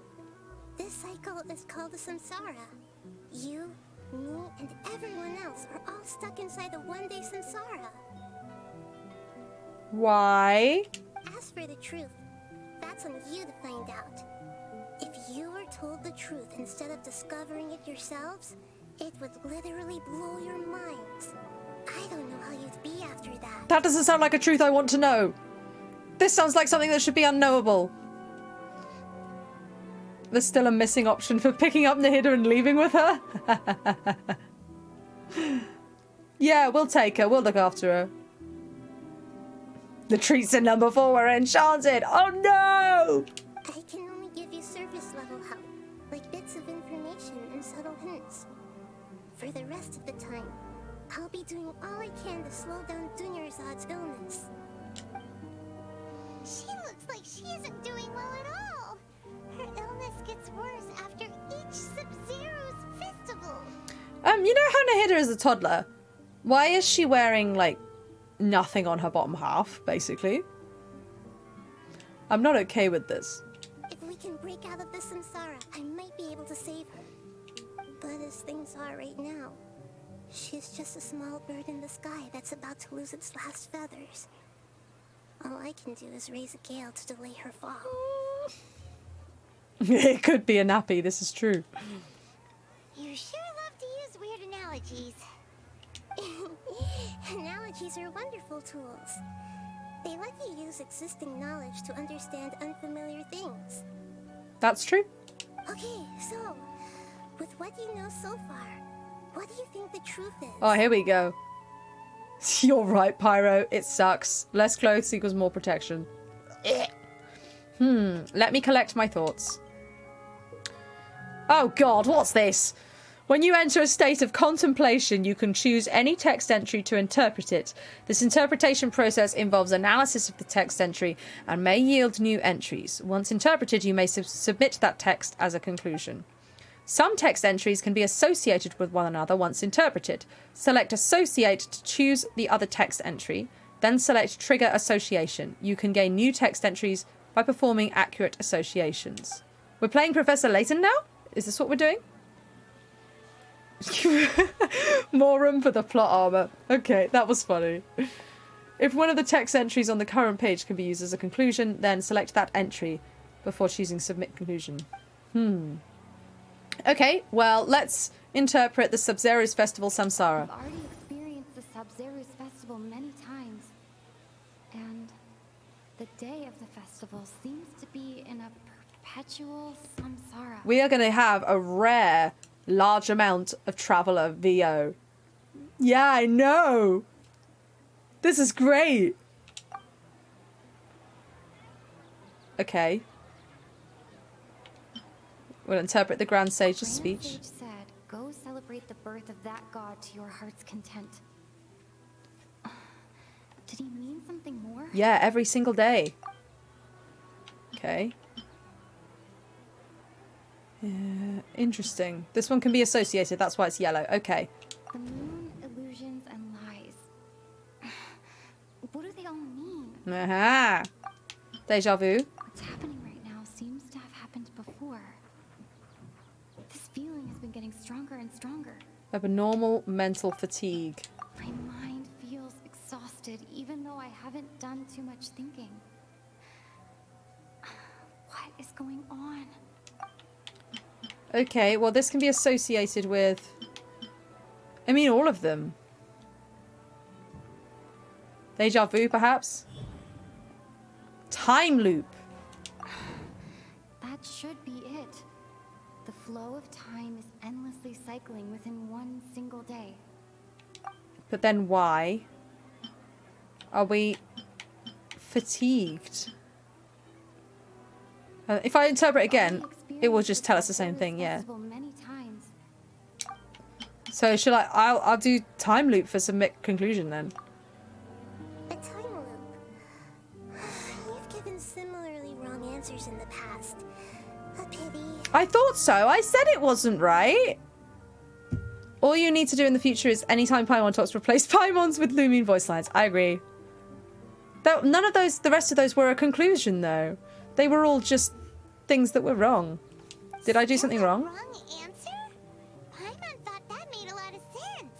It feels like time's just repeating itself. But we wouldn't be tired if that was the A case. simple time loop can't explain some of the phenomena. You two are still missing a lot of information. Unfortunately, I can't give you any more hints. I bet you can.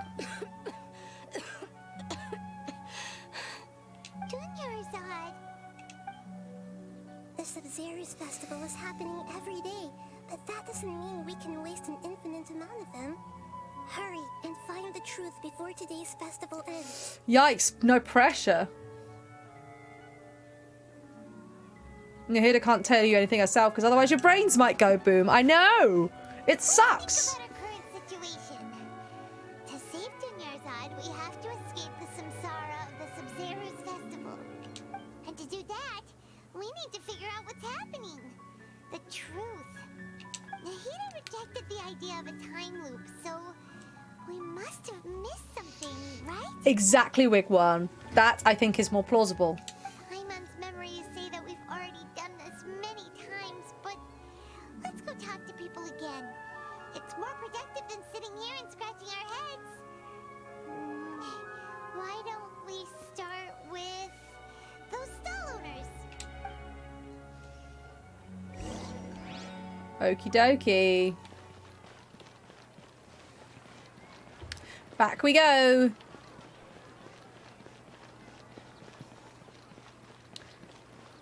Surely we should look for people to talk to who we haven't already talked to. That would make sense. Hello, fruit vendor. Amal. Hi. Hey, it's you guys again. Where's your cultured friend? Ill. She's feeling a little unwell. I see. Did you come back to buy something? I guarantee the freshness of my products. I harvested them from the forest just yesterday. I'm going to go straight for the kill. Do you ever feel like you're reliving the same day? Huh? What brought this about? I hurried back from the forest yesterday, and I'm selling produce here today. I haven't felt anything strange. To put it another way, if you really think about it, was yesterday truly yesterday? Did you actually come back from the forest yesterday? What kind of philosophical nonsense is this? Are you two daydreaming? Didn't you know that no one dreams in Sumeru? Go somewhere else if you want to find someone to daydream with. Okay, so he seems absolutely fine. He actually has a point. Is this a dream? Is everyone dreaming? No one dreams in Sumeru. True. It's so weird that people here don't dream. Why is that? Anyway, if this all really were just a dream, we would have woken up a long time ago. Let's keep asking around. Let's go.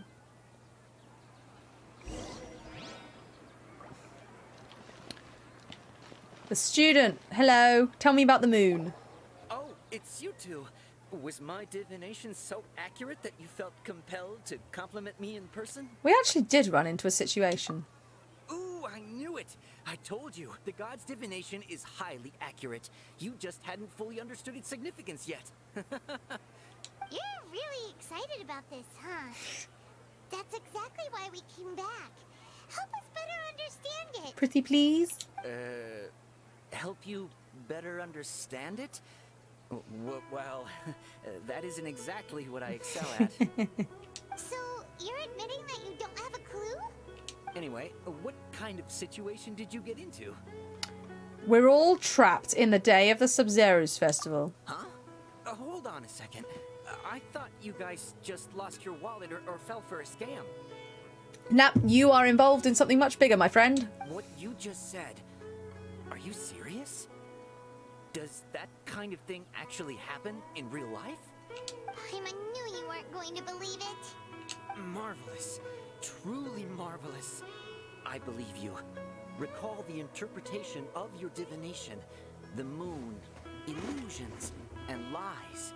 It really felt like an omen. Yeah, well, I would like it not to be an omen. When you say it like that, the divination does sound like it's related to what's going on. Can you read any more into it? I believe that the Archon's revelations are never more than vague hints. Anything more specific is beyond the reach of mere mortals. The book only says, Useful. If you trust your instincts and overcome your fears, the sun will surely rise. More sun and moon going on. So that's how it is. Looks like fortune-telling is just fortune-telling. It's no good for practical problems. We haven't made any progress. Who else can we talk to? Let's try talking to Dia again. Paimon remembers that we tried talking to her a couple of times, but she always thinks we're playing pranks on her. You think she'll brush us off again? Let's try taking her to see the real Dunyazad. Yeah. If we tap into Dia's strong sense of responsibility as a mercenary, seriously. Yeah.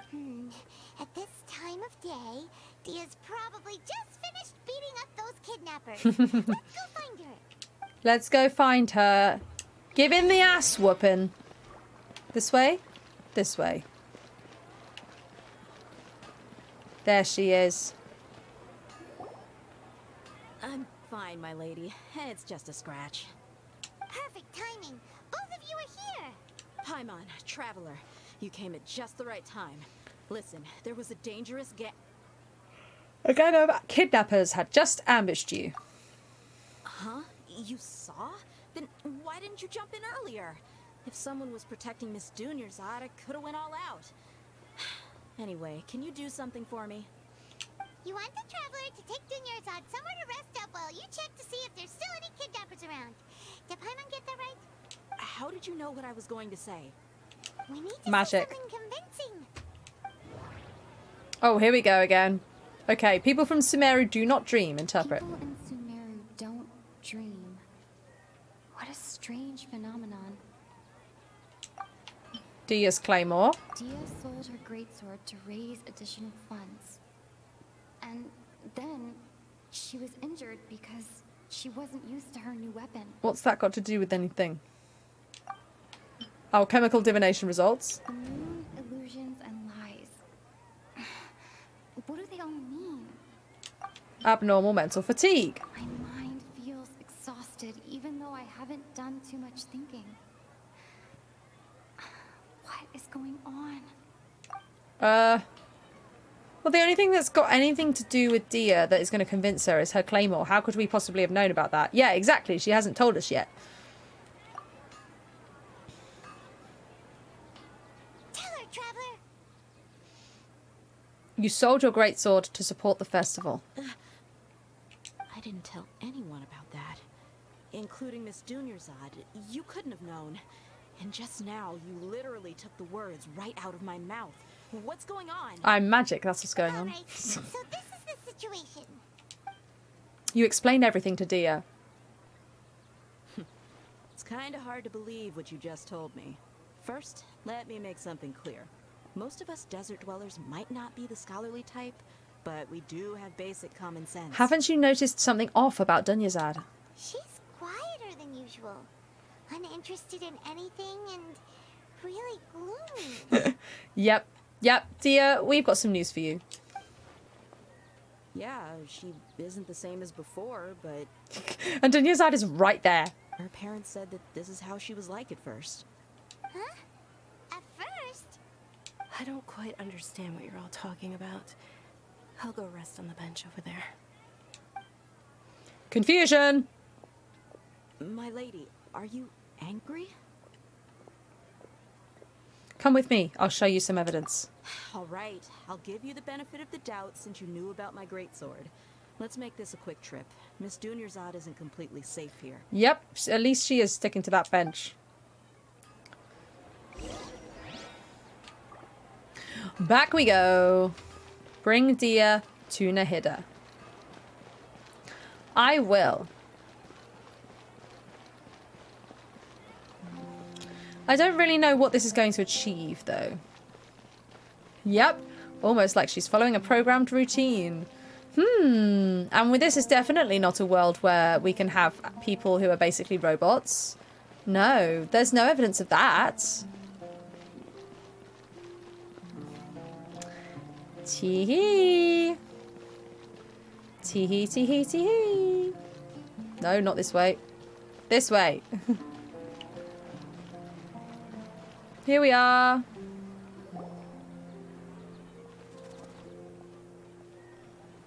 Nahida, we brought a friend. Are you busy? I thought I told you that it won't help to bring anyone here.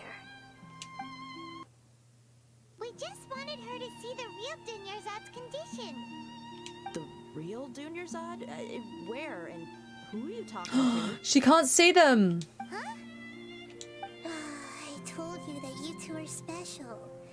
Other people can't see me or Miss Dunyarzad here. Ugh. Well, that's convenient, isn't it?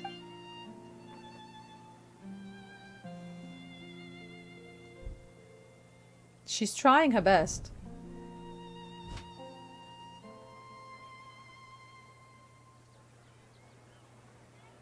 Hold on. Over there. Is that? You can see her? Wow. How perceptive. Does she have invisible antennae? I don't think that's what's going on here, Nahida. Miss Dunyarzad, she's lying down here, isn't she? How's she doing? Dia can indeed sense her girlfriend. Her condition's really bad, and she's basically in a coma. How did you know she was here? I can sense her aura. There are also lingering feelings of something like regret or disappointment. What happened? I didn't know Dia read auras. Do you believe us now? The Sub-Zero's festival has been repeating itself. You begin discussing the issue with Dia, who finally understands the situation. You think the sages are behind this? Of course they bloody are. Who else is going to be behind it? Yeah, they've always been against us. Wouldn't surprise me if they're using the Akasha to intentionally repeat the Sub-Zero's festival as a sick joke. I love this. We're like, what could it be? And Dia's straight away like, yeah, this is probably what it is. It is indeed one hell of an ability to have. You have a point. Aside from the Dendro Archon, the Academia sages are the only ones in Sumeru who could pull off something like this. Mm-hmm. Maybe there's more to the Akasha than we know. No shit, Paimon. Nahida, can you tell us anything about the Akasha? Right. Didn't you awaken our memories using something that looked like a knowledge capsule? That means you must know something about the Akasha. The Akasha relies on the power of a gnosis to operate, as it is the manifestation of the God of Wisdom's power. It compiles the wisdom of the entire populace, and it grants knowledge to the people. I've just had a thought. Nahida, and this might be me metagaming slightly because I know that the sages have her locked up, even though we don't technically know that in-game. Nahida communicates via dreams. That's how she was able to talk to Dunyarzad when she was a child. But nobody in Sumeru dreams, and therefore nobody in the city can see her except for us, because we can dream because we're not from Sumeru. So this is all a dream? Except it's not a dream. No, she's a dream. Everything else isn't. What? Confused. So much has indeed happened while you assembled a chair, yes. I hope that the chair assembly is going well. A gnosis could do that? No wonder the Akasha is so magical. It's being powered by the gnosis of Sumeru's Archon. There is some inception going on here, yes. So, this Nahida you mentioned, what did she say? She said, and Paimon quotes, "The Akasha relies on the power of a gnosis to operate, as it is the manifestation of the God of Wisdom's power. It compiles the wisdom of the entire populace, and it grants knowledge to the people." So this is very important that we had to hear it twice. Compiles the wisdom of the entire populace and grants knowledge to the people. Yep, Dia, it's reading everybody's minds. What's up? I get the grants knowledge part. That's what people have always used the Akasha for. But compiling the entire populace's wisdom? How does that work? Mind reading. Did she mean that the sages enter new knowledge into the Akasha? Most information in the Akasha comes from Irminsul. Oh, yeah. That sounds about right. What do you think? Are we going to do another... Yep, here we go. Okay, people from Sumeru do not dream. Interpret. People in Sumeru don't dream. What a strange phenomenon. Information on the Akasha. Okay, Nahida said, the Akasha relies on the power of a gnosis to operate, as it is the manifestation of the God of Wisdom's power. It compiles the wisdom of the entire populace, and it grants knowledge to the people. Abnormal mental fatigue. My mind feels exhausted, even though I haven't done too much thinking. What is going on? And deja vu. What's happening right now seems to have happened before. This feeling has been getting stronger and stronger. Okay, what was the question I was asked? Oh, I can't remember. I might go with the abnormal mental fatigue, see what happens if I do that. You mean the Akasha is causing our mental fatigue? I think that's quite quite likely. Now that I think about it, my head's been feeling unusually heavy. When the desert dwellers set off on their quest for knowledge, a sage once said, knowledge always comes at a price. Compiling the entire country's knowledge.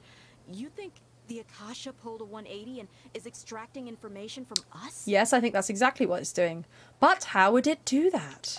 Good question. Who knows? The Akasha can put knowledge into our heads, so who's to say that it can't also poke around in there? We don't know any specifics. Which means the sages are listening right now. Ha ha ha ha ha ha ha ha. This is fine. What's the point of doing something like that? To control the population, clearly. Just think about it. If you could combine the knowledge of every single person in Sumeru, then you can basically turn Sumeru City into a single massive brain. This hive mind could make breakthroughs in problems that even the smartest geniuses can't crack. An excellent deduction.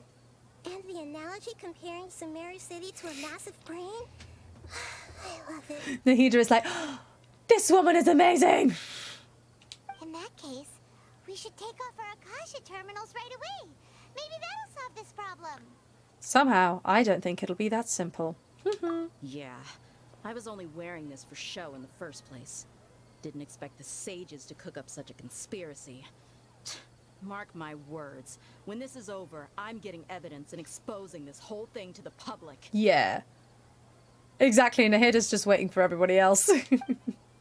Everyone removes their Akasha terminals. Wait, we can do that? How does everyone feel? Actually, I also noticed something else. Huh? What is it? At the end of every day, there is always the sound of a beep. Yep, let's burn it down. Oh, that! Paimon knows what you're talking about. It's a single soft beep that sounds like it's coming from the Akasha terminal. So we just don't wear it and we'll be fine? The sound of a beep. Could it be a prompt tone for when the Akasha is operating? I heard the same sound in Port Ormos. That's probably an important clue. We weren't using our terminals, but we heard a beep anyway. There's the beep. Traveler, did you hear that? I heard it too. Our ears aren't messing with us. It's getting darker. It was definitely a beep, but it sounded like it was coming from inside my head. Didn't think that was gonna work. We took off our Akasha terminals. Bye, dear. Phase runtime has exceeded its expected length. At this rate, there may be casualties. Oh no. But we cannot lose all of our progress. Oh, you fucking sages. Calm down.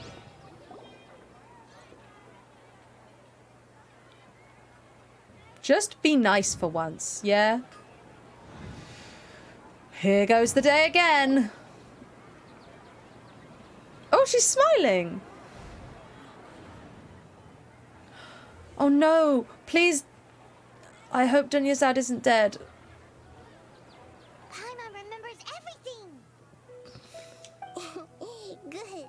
You adapted quickly this time. At the end of last night. We definitely took off our Akasha terminals last night, but we still heard that beep. Why is that? Dum bum bum bum. Stream radars. Let's have this battle. Okay. This is slightly better. We've also got less enemies, so you never know. Maybe we'll be okay. I'm still going to give us some defense. Let's put it there. Let's go. Let's do it.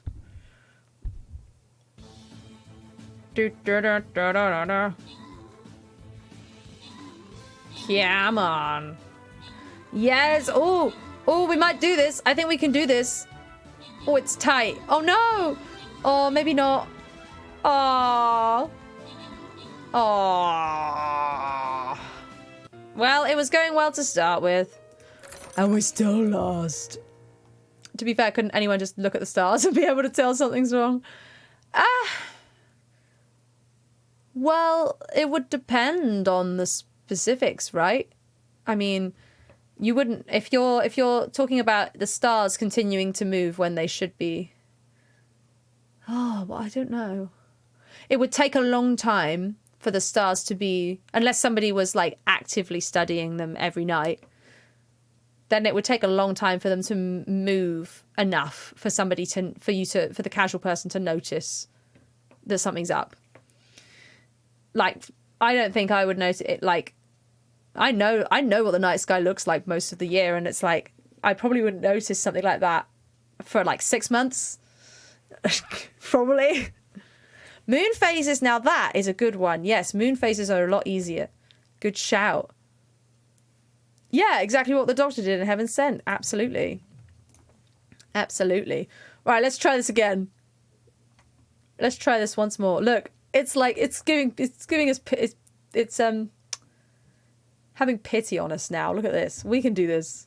Have I done the assisting from tanking yet? No. We'll have another tank then. I'll put this back over here. Let's go. Place those units, everyone. You can go to the Stream Raiders link in chat. It's also there at the top of the screen. We will have a battle in half an hour. Exactly. The stars were in the wrong place. But that's what I'm saying. The stars move, what is it? Every night, if you're looking at a specific star, it will rise 4 minutes earlier than the night before.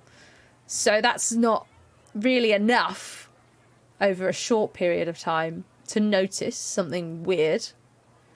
And like I say, unless you were very specifically studying the night sky every night. But it's absolutely possible. It would just be quite a long time. Whereas the moon phases, it would only take a few days to be like, wait, that's not right. You know? Maybe a week at most. Right. We failed at severing our connections with them, with the Akasha terminals.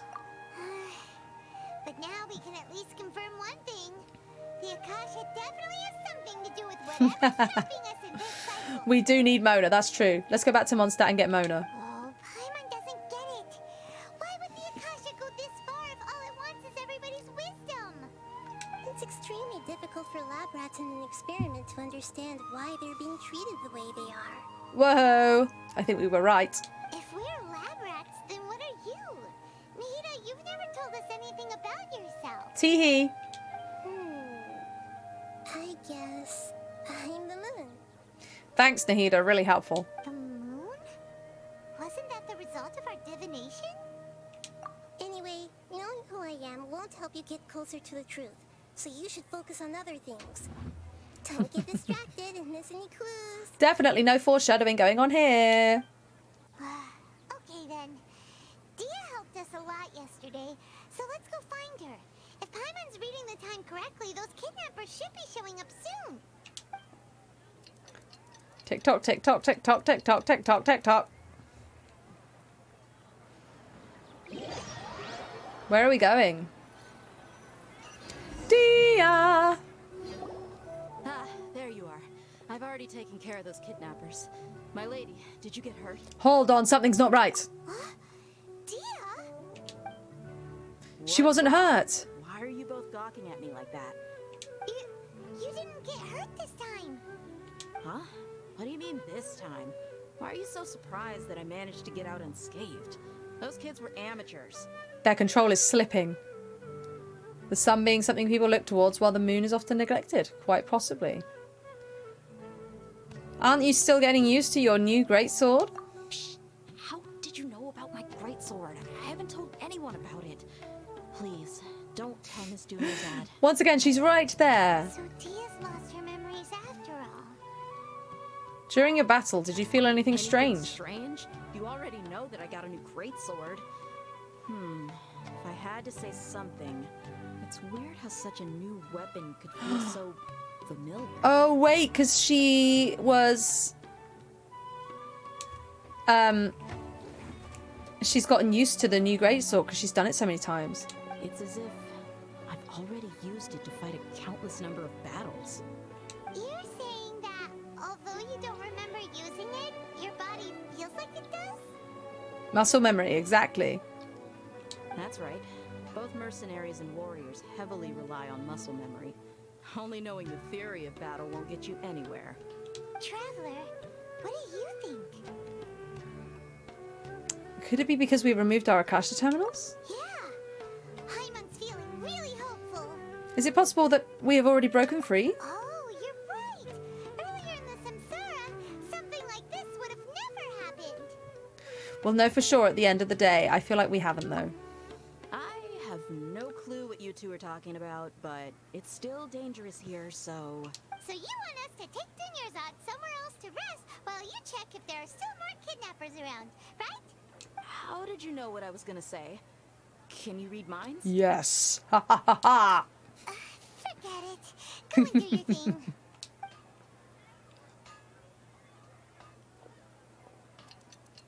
Oh, Dunyarzad. I hope she's okay. Whew.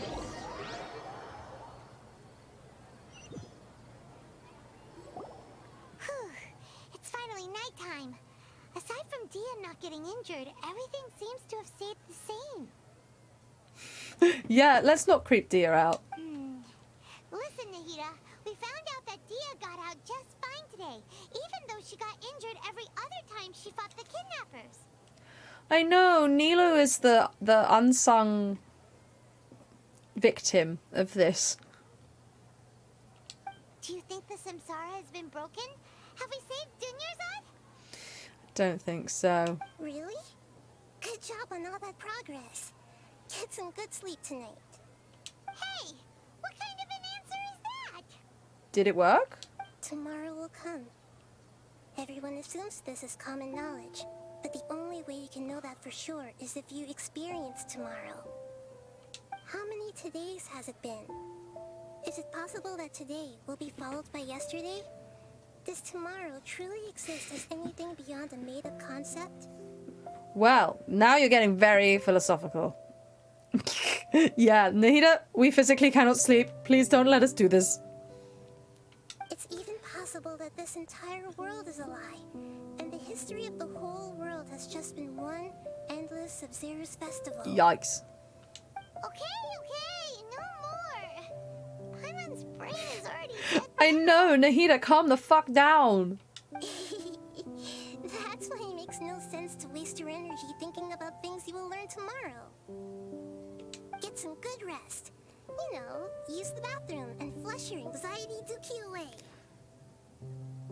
What kind of analogy is that? Hold on, what did you just say? Did Paimon hear you correctly? Yeah, I'm with Paimon on this one. Huh? People they say they feel a sense of relief after they take a duk-duk. Oh my god. That's why I suggested you could try that. Is that so strange? What the fuck is going on? It's so strange and so against common sense that Paimon's at a loss for words. Yeah. You were sounding kind of smart just a minute ago. Nahida's like, when you are feeling stressed and overwhelmed, go take a shit. We're gonna get some rest. Yeah. Even though it's happy and lively at the Sub-Zero's festival every day, it feels like it's been a long time since we've really gotten to relax. Let's go back to our room. I think you're right, Wigwan. Oh, there's the beep. I told you. Continue the harvest. Compared to what we stand to achieve, these sacrifices are trivial. I hate you.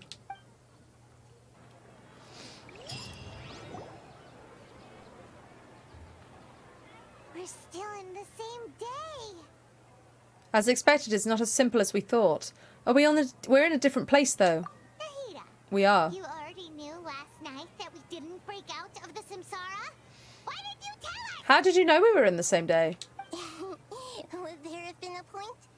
You would have spent the night with new worries, with tomorrow still out of reach. In that case, you might as well rest within that brief moment of hope. An opportunity like that doesn't come by often, and I thought it might help you clear your mind. Interesting. Paimon thought that Duke did that! Whatever. Guess you were looking out for us after all. I think that's the funniest Paimon line. Of course. In the time we've been together, you two have been everything to me. Paimon's flattered and everything, but maybe you're taking things a little fast. What I mean is, even though I had asked you to solve this puzzle, you two are still the only ones who can see me and sense my presence. We are literally everything. In other words, if you weren't here, I may as well not exist. That's why you two have been everything to me. Get it? Sad. Nahida's talking about confusing stuff again. Anyway, that's enough chit-chat. So, Traveler, did the new clues yesterday help you gain a new understanding of the situation? The time loop theory is indeed incorrect. Huh? Why are you scrapping your previous theory? Dia's fighting skills have been improving. Dunyazad's illness has also gotten worse. Oh, yeah, you're right. Gosh, how did we not notice that? In a simple time loop, people's physical condition should also reset. Oh yes, a simple time loop. So, what's your new hypothesis? Here we go. Alchemical divination results. Interpret. Illusions and lies. What do they all mean? Then we have bodily memories. Mercenaries rely heavily on muscle memory. And Dia was able to use her experiences to avoid injury in later samsara cycles. The Akasha's sound. The beep is a prompt tone for Akasha operations. We still hear it every night, even though we removed our Akasha terminals. Information on the Akasha. Okay, Nahida said, the Akasha relies on the power of a gnosis to operate, as it is the manifestation of the God of Wisdom's power. It compiles the wisdom of the entire populace, and it grants knowledge to the people. The Sub-Zeru's Festival Samsara. We've already experienced the Sub-Zeru's festival many times, and the day of the festival seems to be in a perpetual samsara. It happened in Genshin Impact 3rd as well. Oh dear. Info on the Akasha? Yes. I think I agree with you on that. We're going to associate them. No? Okay. I can't seem to cohesively piece everything together. Bodily memories to associate with the samsara? No. The divination results. It's the last one I try. There we go. Memories are deleted every day. Interpret. If all our memories of a day are erased at the end of that day, then we would unwittingly relive that same day again and again. Submit conclusion. We aren't in a time loop. Instead, our memories are being erased at the end of each day. Oh, then the beep we hear every night could just be indicating the deletion of our memories. That's why when we wake up, everyone thinks the Sub-Zeru's festival hasn't happened yet. It's already the next day, but everyone still thinks it's the day before. Yep, it seems that calendars aren't invented yet. Also, this would not work in practice, would it? Because everything that you've already done the day before would still have happened physically. So like the fruit seller, for example. The fruit seller would go to sell his fruit and go, where's my fruit gone? Because he's already sold it. Like, this would not work in practice. But hey, at least it's not a time loop. It's a bit more creative than that, isn't it? But muscle memory can't be erased. That's why Dia has been getting better at using her greatsword. Now everything makes sense. A brilliant deduction. Unless you aren't truly awake in the first place. True. They just... Wait, they said something about a harvest. I think they were harvesting memories, unless it's a dream state and they're harvesting dreams. Memories, dream memories? Something like that? For some bizarre reason. Nahida, tell us if we're right or wrong. Maybe the reason nobody in Sumeru dreams is because the sages have been harvesting their dreams all this time, but they need more dreams for some reason, so they put everybody asleep into this weird matrix thing. Simulations can indeed be run over and over again. To put it simply, it's as if you've mistaken a pyrocrystal fly for a firefly in the night. You lost sight of its true nature because you focused too much on your perception that it glows. That's not a simple analogy. I'm confused, Nahida. That isn't simple at all! Still the wrong conclusion, huh? Why don't you go talk to Miss Dia again? You might learn something new. Right! She did help us find our latest clue after all. She did. Let's go! Dun dun dun dun dun dun. Let's go find her. I know, Paimon's just like, this is it, and we're like, yes. Doo-doo-doo-doo-doo. Through the Grand Bazaar. Have I gone the wrong way? I think I might have done. That's fine. We'll find her.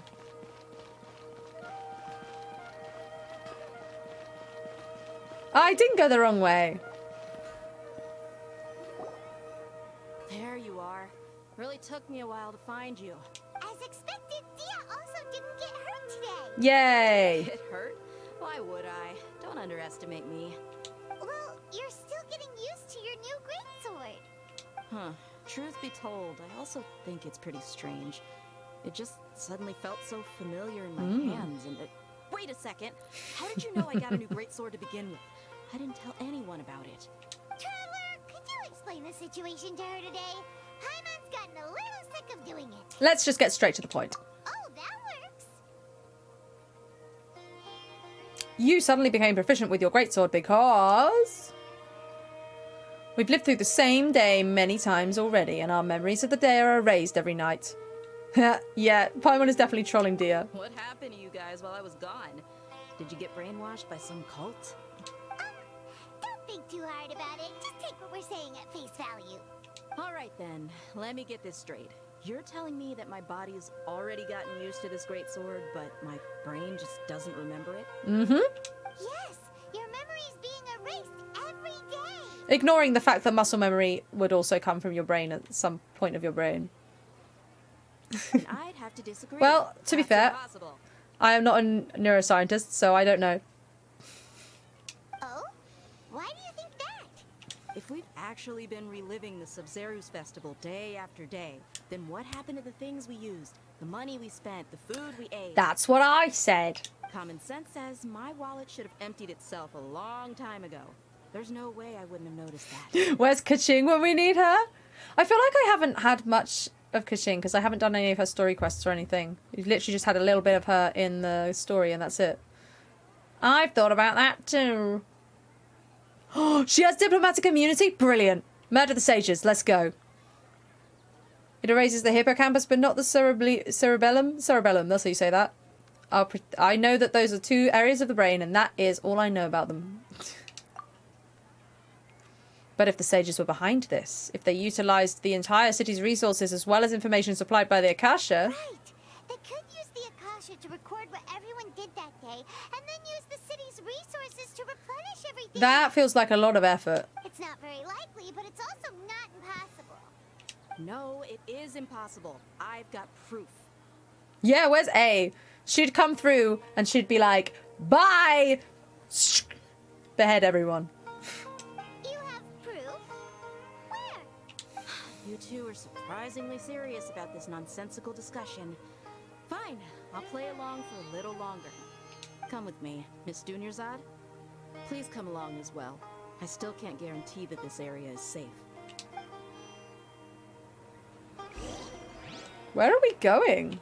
Paimon can't believe it's Dia who wants to show us something this time.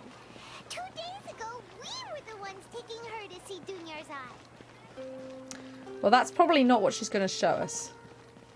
Yes, diplomatic immunity and being an Archon. Nobody can stop you. Hey! Here she is. Now I will smite you all down. This is it. Huh? This is the wooden training dummy. What about it? A and Nahida are the only two Archons right now with diplomatic immunity. True. Yes, that is true. See those marks on the dummy? Those are the result of several days' worth of practice. Let's say the sages didn't replace it every day. Shouldn't it be hacked to pieces by now? Mm-hmm. That's true, but what if they did? Then the sages would have had to reproduce every mark I left during previous training sessions. I'm a professional fighter. My martial school has always emphasized the importance of refined control. Then why does your dummy look a mess? The force, angle, and entry point of each strike is calculated and deliberate. That's why I remember every mark on the dummy. as well as my state of mind as I made each strike. It's just as they say, each swordsman has their own unique style, and even the same swordsman can't make the same cut twice. It would be impossible to copy these marks. Is it really impossible?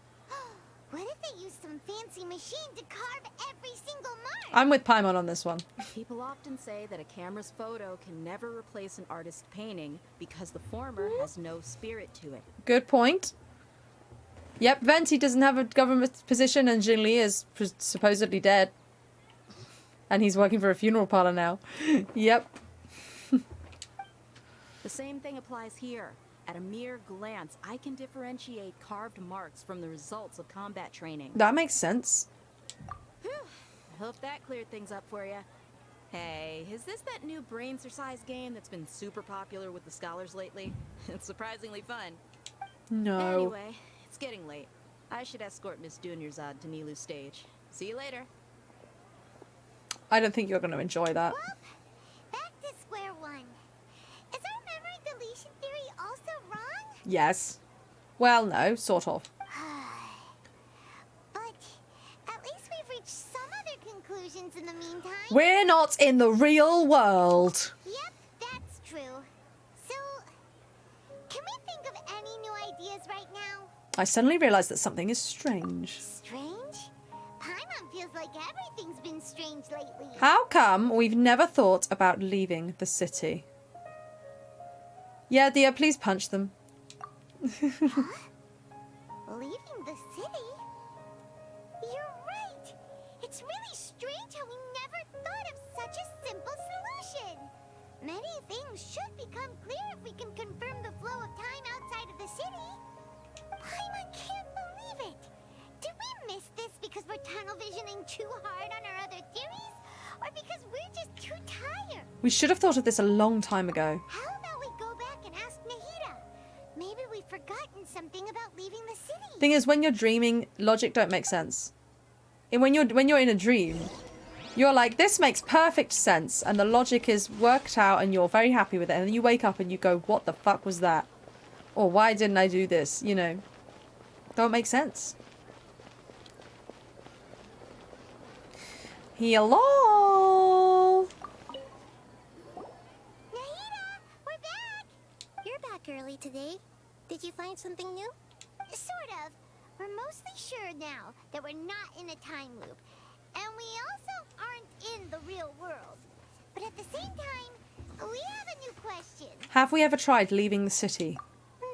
Leaving the city. As far as I remember, you've mentioned your plans to do that twice before. What? We did? But we don't remember anything. What happened after we talked about those plans? What did we say when we got back? Let me think.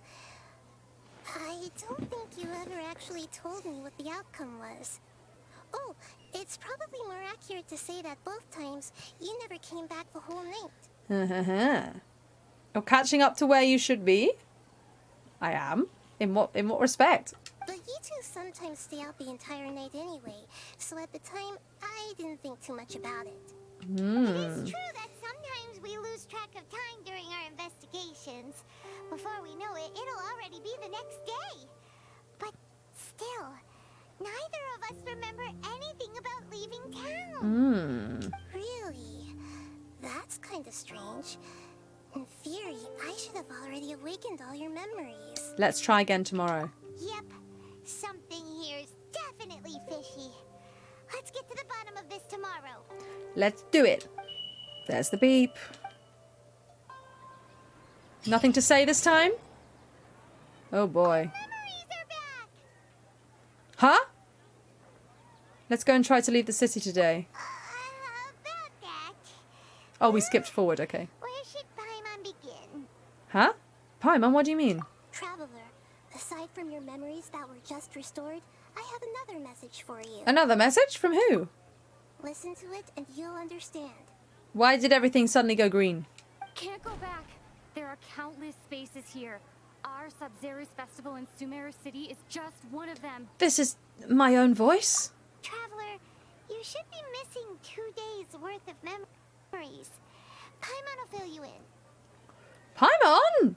What the heck? 2 days ago. It's time to carry out our plan from yesterday. Let's go and try to leave the city today. Okay, let's go. Oh. Look at the film grain. This is fun. We are in the past. I'm going to be the traveler just for lols. We are in the past. This is memories. Can I activate teleport waypoints in the not real world memory time loop? Boink. The answer is yes.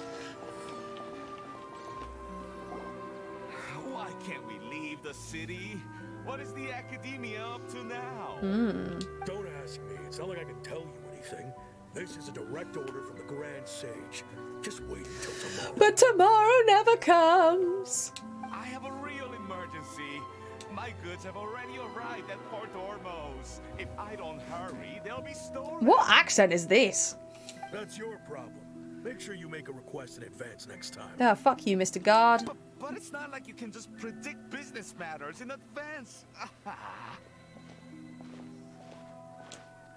It looks like the Academia already announced a lockdown for Sumeru City today. How completely unsurprising. Yep, you're getting it, Paimon. You're getting it.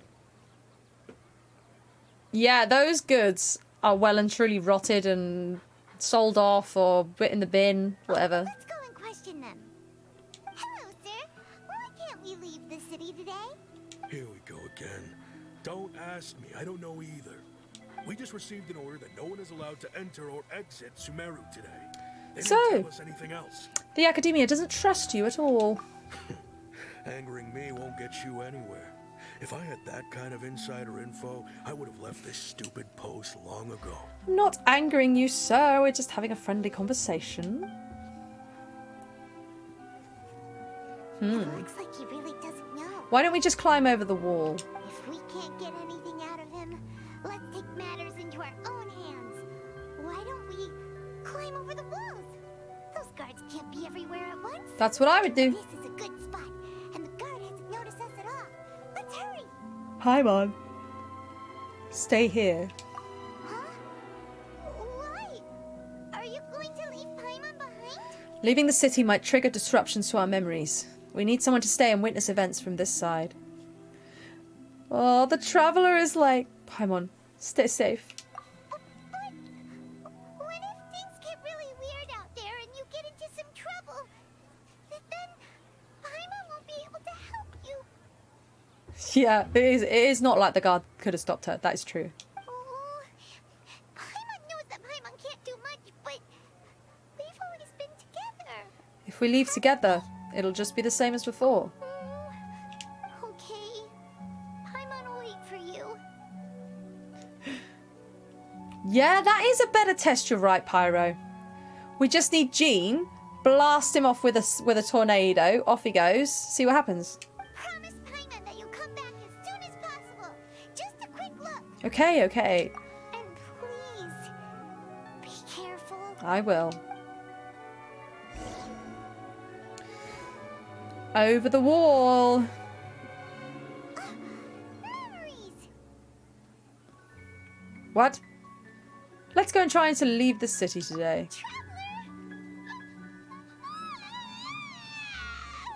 Oh, Paimon! What's wrong, Paimon? Paimon would never see you again. You just disappeared. What did you miss? We're trying to leave the city. Apparently, when you leave the city, you just disappear. Paimon waited for you for hours in the city wall and you never came back. You promised Paimon that you were only taking a quick walk. Oh no, Paimon! Oh no! Oh, this is so sad. What did I promise? Paimon, calm down. She's here now. I don't think she understood what you were saying. Paimon doesn't care. Paimon wanted to go look for you, but you also said that Paimon should stay. Paimon was so worried and so scared the entire day. Oh, Paimon. Paimon does have some separation issues. Absolutely. Sorry, Paimon. I won't leave you behind. Okay. Paimon will forgive you. The most important thing is that you didn't actually disappear. Oh, Paimon was so scared that you had gone into another world. That's it. We're trying to leave the city, and the traveler disappeared when they tried to leave the city. Okay. Paimon, can you tell us your perspective of what really happened yesterday? Well, yeah, I mean, you're right, Pyro. You're right. Paimon describes your plan from yesterday. I see. Using two people's different perspectives. After that, you left the city. Paimon kept her eyes on you the whole time, but then you disappeared in an instant. Just disappeared. Stream Raiders! Stream Raiders! Oh, look at this! This is more like it. We're gonna absolutely thrash these guys. There's only like 4 of them. Yeah, exactly. Ran out of the simulation zone, got deleted. That's probably what happened. That was so quick. We finally did it! Nunta and Siptu, enjoy your gold. Volvila, enjoy your barbarian scrolls. And Josu, enjoy your barbarian scrolls. Lol, that took us a while. Look, it took us so long. It took us so long to do that one that we don't have time for another one today. But we did it. We got through. I'm proud of us. We still got a little bit of time left, though, for more Genshin. You sure that's what you saw? You weren't zoning out or anything? What do I remember? No way! Paimon was watching you with the fullest attention. What's your perspective, Traveler? You sure you don't have any memory of this? Yes, I don't even know that yesterday existed. I guess that explains everything. You also lost your memories the last 2 times you tried to leave the city. Those days' memories can't be awoken. Because they were literally deleted? So, if we leave the city, our memories will be completely erased? So they didn't just restrict access to Sumeru City, they're also erasing the memories of those who leave. It really sounds like something big outside of the city is being hidden on purpose. But this way, we'll also never discover what's outside. If our memories will be erased, can we leave behind something other than memories? Something like a message? But how can we send it back? Don't look at me like that. I'm not used to being stared at. Called it. Didn't you say you thought it'd been 500 years? Well, okay. You want something that can pass on messages, right? Give me some time and take care of Dunyarzad for me. Yep, now we're talking. Was it a message about what we remembered from outside the city, though?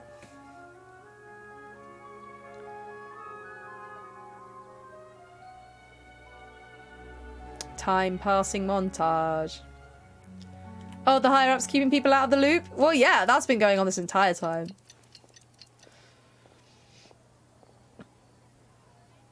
I'm done. Here you go. What? Isn't this just an Akasha terminal? Oops. You need some little changes. Akasha terminals are already capable of sending messages. I just tweaked it so that it could connect to any node. To make something like this? Nahida, you really know the Akasha like the back of your hand. Anyway, we can use this now to record a message, right? I wonder why that could be. Yep. I'll help you save the messages. It should be pretty easy to use. I just can't guarantee the user's status and signal coverage when they're outside the city. We'll never know until we try. At least we're taking the initiative now. It's worth a try. Let's go then. Let's expose those sages. I still think you should stay. All right. Paimon isn't as worried about being separated since it happened once yesterday. But Paimon still isn't happy about it. See you tomorrow, Paimon. Okay.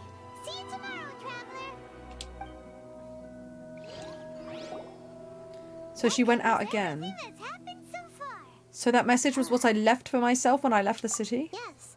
Although the signal was choppy and had some interference, we still managed to receive 2 messages from you when you were outside. Okay, now that you understand what's going on, let's hear the messages together. Okay. Let's see. Can't go back. There are countless spaces here. Our Sub-Zero's festival in Sumeru City is just one of them. The whole country is in the loop? I've entered another space. Before me are flowing sandstone and howling fish. Impossible and surreal sights. The desert? All these spaces are empty. Except for the occasional ones that contain mute puppets rather than people. I can't sense any human presence. Weird. Where are we?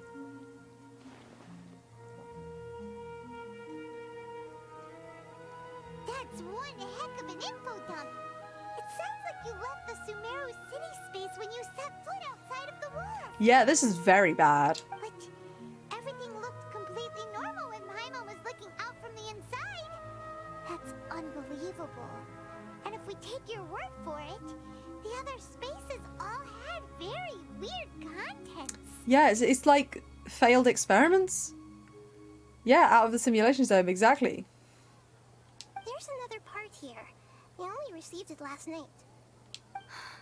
These spaces have been disappearing, one after the other. Absorbed by something like a sun in the sky. Are they trying to resurrect Greater Lord Rukkhadevata? I bet that's what they're doing. Now, even the final space has also disappeared. Behind me, a lot of spaces just appeared again from thin air. I get it now. Those spaces are actually... Actually what? Ugh. Obviously. Context for the new guy? What context? Why did the message Oh. right there? What did the traveler want to say? What are those spaces? Greater Lord Rukkhadevata used to be the Genshin Archon, the god of this land. That they died, and Lesser Lord Kusanali is the new god who was born on this day. Well, I say this day, but that we've been repeating the Sub-Zero's festival. So I don't know how long ago. Not very long ago. I can't remember how long. Probably because yesterday just happened to end at that moment. Mm-hmm. 500 years ago. There we go. Oh, right. Paimon did hear a beep from the Akasha. Did it come from here or from the message? Good point. The message. It should have come from the Traveler's Akasha terminal. After the beep, Traveler said even the final space has also disappeared. So our space. Traveler, what do you think that final space could have been? Ah, here we go, interpreting. Spaces without human presence. All the bizarre spaces I saw outside the city had one thing in common. A lack of human presence. The real world? Was that space actually the real world? No. But wouldn't a real space just randomly disappearing like that be catastrophic? Mm-hmm. Hey, Bob Dim, welcome in. Good thing you're not 500 years old, yes. How are you doing today? The space where we were yesterday. My impression is that each day in this samsara only ends at the sound of that beep from the Akasha. Okay. So we're saying what was the space? This one. I'm going with this one. That doesn't sound right. I need to carefully think things through. So, you can't get it wrong. The space where we were yesterday. Oh, so that's what it is. After the sound of the beep, the final space, the Sub-Zero's festival, also disappears. And we're taken to the next day. Taking a quick moment in between meetings? Ah, thank you for popping in. I hope those meetings aren't too boring.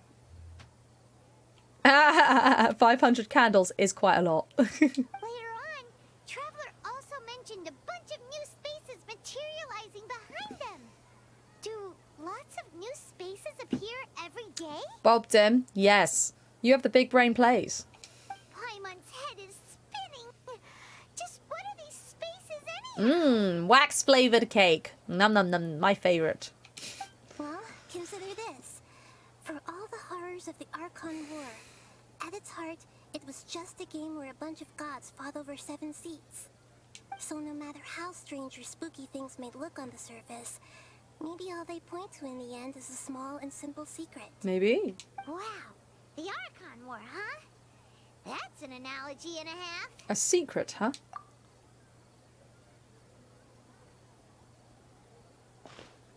Give me some time. I need to organize my thoughts. Hey, where are you going? Yeah, it would also be a lot of flames. You're correct. I need to organize my thoughts on the familiar bench in the city. Okie dokie.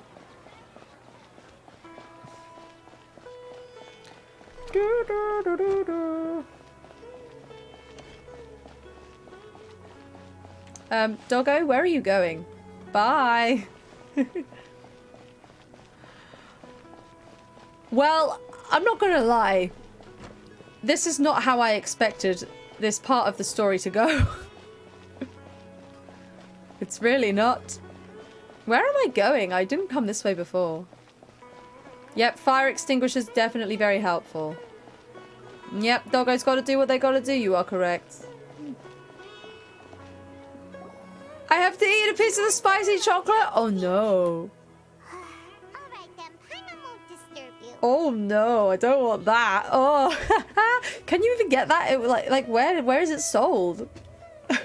Oh no. Oh no, that's too spicy. £9 for a bar of chocolate? Bloody hell. Bloody hell. Paimon, fuck off. I'm organising my thoughts. That's a lot of thoughts. That's a lot of thought organising. The dance of Sub-Zeros is about to begin. I'm going to go watch it. The dance of Sub-Zeros. It's that time already? Okay. Why don't you go ahead, Dunyarzad? We still have some other stuff to do first. We do. Okay then. See you later. Oh, Dunyarzad. Have you figured it out yet, Traveler? Time is ticking away. Yeah, only 6.4 million Scovilles. That's like nothing, obviously. Not spicy at all. Oh my god. I think I know the answer now. Awesome! What is it? Paimon wants to know. Oh, wait, no. Let's meet up with Nahida first. You can tell us both together. This time, we're gonna get to the truth. Okie dokie. Ooh. I should end the stream here, but I want to find out what's going on. It'll only take another couple of minutes, right? It won't be a really long cutscene that will take 15 minutes or anything like that. Surely not. Let's find out. Why did we have to go all the way to that bench to organise our thoughts? What was the point of that? No, I'm just going exactly back the way I came. Through the Grand Bazaar. Either the chocolate or a spicy lollipop. Keep one of them in your mouth for at least 1 minute. Oh my god, that's so long. Ah! Overrunning for the sake of entertainment is always a win. Well, yes, unless you have to be somewhere, which I actually don't today, so it's all good. Hello, Nahida. You're back. I've been waiting forever for you two. Judging by the looks on your faces... I figured it out. Are you ready to take your Sub-Zero's exam and graduate from the festival? Ask away, Miss Nahida. Okay. First off, have you discovered the hidden truth? Oh, that's an easy answer to that question, because I can just say yes. Information on the Akasha. Yeah, we've heard this a million times now. The Sub-Zero's Festival Samsara. Yes. Spaces without human presence. The bizarre spaces I saw outside the city had one thing in common. Ooh. a lack of human presence. Dreams with no human presence. Those spaces remind me of dreams. Like the one I had in the Avidia Forest. Except these have no sign of human presence. Alchemical divination results about the moon. People from Sumeru who do not dream. People in Sumeru don't dream. What a strange phenomenon. Can I associate that with dreams with no human presence by any chance? The truth behind dreams. We are all in a dream. Huzzah! We got there. That the people of Sumeru don't dream. Rather, the Akasha is taking their dreams from them. That's what I said. I figured it out ages ago. People in Sumeru think they don't dream, but the truth is the Akasha steals their dreams without them knowing it. And those spaces with no human presence are stolen dreams without their host. That would explain why they sounded so weird when she was trying to describe them. Yes. Huh. So people in Sumeru do dream after all. In fact, we're all in one big dream together right now. And we better escape. Correct answer. Now, how did you conclude that the Akasha is capable of this? I don't know, it's weird tech magic. The Akasha's operation requires a gnosis. The Akasha relies on the power of a gnosis to operate. The Akasha is a manifestation of the God of Wisdom's power. It is the manifestation of the God of Wisdom's power. Okay. It compiles the wisdom of the entire populace. We get the picture. And it grants knowledge to the people. It grants knowledge to the people. So, it compiles the wisdom of the entire populace. That's my conclusion. That doesn't sound right. But that's it. I need to carefully think things through. That's what it's doing. It's taking people's dreams. Is it requiring a gnosis? No. A manifestation of the God of Wisdom's power. Oh, okay. Those dream-controlling creatures in the forest also get their power from the Dendro Archon, right? That would There we explain go. why the Akasha has the ability to control people's dreams too. There's the connection. But is stealing everyone's dreams really how the Akasha compiles their wisdom? Isn't there anything more to it than that? Dreams are fantastical, complex, and full of imagination. People's brains are the most active when they're dreaming. Accurate. In other words, dreams are rich bundles of human wisdom. So in other words, the complete opposite of how Hypatia understood it. Paimon remembers her saying that the sages think dreams are foolish delusions, and the fact that no one dreams is a blessing from Greater Lord Rukkhadevata. So it was all a dirty trick? What did you expect, Paimon? The real story is that the sages from the Academia are using the Akasha to steal people's dreams for their own use, huh? Yes, and they don't intend to stop there. Oh? By the sounds of it, you understand the current situation pretty well. So then, what about the Samsara? Okay. The Akasha sound, the beep. The beep is a prompt tone for Akasha operations. We still hear it every night, even though we removed our Akasha terminals. The appearance and disappearance of spaces. Those spaces kept disappearing before my eyes. But as soon as that beep sounded, many more spaces materialized. The appearance and disappearance of dreams. Those dreamscapes kept vanishing. But as soon as that beep sounded, more new spaces appeared. The Grand Sage's speech. Grand Sage said, "Go celebrate the birth of that god to your heart's content." Did he mean something more?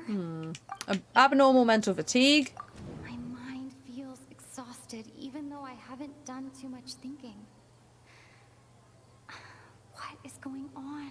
The Sub-Zero's Festival Samsara. I've already experienced the Sub-Zero's festival many times. And the day of the festival seems to be in a perpetual samsara. Okay, we can associate the appearance and disappearance of dreams with the appearance and disappearance of spaces, I guess? No. With the Akasha sound? No. The Grand Sage's speech? No. Abnormal mental fatigue? No. The Samsara! Why is this so hard? Mass production of dreams! Is that it? Submit conclusion. Correct. Akasha is keeping each person's brain in a constant dream state, but also separating their consciousness from their own dream. Their disembodied consciousness is placed inside the collective dream of the Sub-Zero's festival along with everyone else's, while their now vacant dreams are harvested by the Akasha. Matrix! No one is any the wiser as another day passes in the dream, and so begins another samsara cycle. Why are these sages so fucking weird? People wake up to yet another dream about the Sub-Zero's festival. The dreams that belong to them are once again harvested by the Akasha. And so it continues. This is ghastly. So, this is like a dream factory, and the Akasha is a dream harvesting machine. Did Paimon get that analogy right? Very good, Paimon. Using analogies well is an excellent habit to get into. Is it though? Okay, so that beep we keep hearing is actually from our real-life Akasha terminals. Taking off our terminals in this dream doesn't do anything. Well, no, they're not real. Alright, last question. Who am I? This is cheating. I already know the answer to this. The moon. They say that alchemical divination is the Dendro Archon's divine revelation. So then, if Nahida has referred to herself as the moon... Illusions! Now that I think about it, wasn't illusions a hint that we're all dreaming? And lies. Now that I think about it, wasn't illusions Lies. hinting at the sage's deception of Sumeru's people? So you're the moon, I guess? So you noticed. You are Lesser Lord Kusanali. I thought that one would be the hardest question. That's why I put it last. That wasn't hard at all. Even Paimon guessed that. Everything about you is different. We just didn't want to expose you is all. Sure, Paimon, you believe that. Now that you mention it, Nahida, you've been hinting to us since the very beginning. It's funny. Thinking back to when we were asking all over the place for info about Lesser Lord Kusanali. Paimon didn't expect to meet you like this. I didn't expect to meet them like this either. I have a lot of questions for you, but this doesn't seem like a good time. Yes, those can wait until we're back in real life. On the other hand, I'd be happy to answer any more questions you have about here and now. Why couldn't you simply tell us the truth? You asked me this question before. My answer was, it would literally blow your mind. This is true. I don't want my brain to be exploded. Now that you know this is all a dream, this answer should hopefully make more sense. Have you heard the saying, don't wake a sleepwalker? Likewise, if someone suddenly had told you all this instead of you learning it on your own, Would my mind have exploded? your notion of reality and dream would be thrown into irreversible confusion. I couldn't expose you to that kind of risk. Not good. That's why I could only give you very subtle hints and some suggestions. Long story short, I'm really sorry I had to keep you guessing. Alright, I forgive you. How do the sages manage to keep people from noticing this? Firstly, this dream we're in is completely based on reality. People have already experienced the Sub-Zero's festival, so it would be very difficult for them to find anything that strikes them as surreal. Very good. Yes, the best lies are based in reality. Secondly, you're probably wondering why people don't have any memories from earlier samsara, right? Well, they're deleted every day. That's because people don't remember their dreams most of the time anyway. Ah. And in any case, their actual dreams are being taken away from them by the Akasha. So whenever they wake up in this dream of the Sub-Zero's festival, they don't remember anything from their previous identical dream. That makes sense. That reminds Paimon. Traveler had a dream when we were in the Avidia Forest, but couldn't see what it was about after waking up. Is that an example of what you mean? Probably. Yes. Only after receiving the blessing of Dendro can a person gain the Dendro element's dream-enhancing power. That explains the feelings of deja vu. An odd thing to give to Dendro as an element. Wigwan, that's Paimon's function in this entire game. Meanwhile, everyone else has no idea that they are in the Sub-Zero's festival samsara, while their dreams are stolen from them over and over again. About the side effects of a mass-produced dream. Can humans really keep dreaming forever like this? Will it ever ever end? And if so, when? We might say your mental fatigue has already answered this question. Eventually, there's only so much that people can tolerate. Especially those whose health is compromised to begin with. Dunyarzad. Like Dunyarzad. This relentless exploitation takes an even harder toll on them. Rude. People's lives are at stake here, and nobody knows a thing. We've got to put a stop to this. I agree, Paimon. Last question. Why is the dream about the Sub-Zero's festival? I know, right? Why did they have to base this dream on my birthday? Could it really just be a coincidence? Somehow I don't think so. Even you don't know the reason? Wow. Now that's strange. The Academia sages are determined to harvest lots of dreams in a short time, no matter the cost. They have to be up to no good. Unfortunately, I don't know anything about it. Traveler, do you have any information? Oh, here we go again. Dreams with no human presence. Spaces reminds me of... Yes. Information on the Akasha. Nahida said, the Akasha... The Grand Sage's Grand speech. Sage said, go celebrate... I'm going to submit the Grand Sage's speech. Celebrate the birth of that god? Could it mean... I don't have any more questions. Deceiving the people of Sumeru with no regard for their safety. No matter what they're trying to do, this is unforgivable. I agree. After we end the Sub-Zero's festival, Samsara, we have to look into them. Yeah, punch them. How can the sages of Burn the it down. Academia do this behind their Archon's back? This is ridiculous. Because they're fuckwads, Paimon. In the end, I'm just the moon. The real sun is long gone. A sun and a moon? Nahida's talking in riddles again. Nahida needs to learn to love herself. Oh god, here we go. Oh, we're out of time today. I'll tell you how to break free of the samsara tomorrow. See you then. We're breaking free. I hope.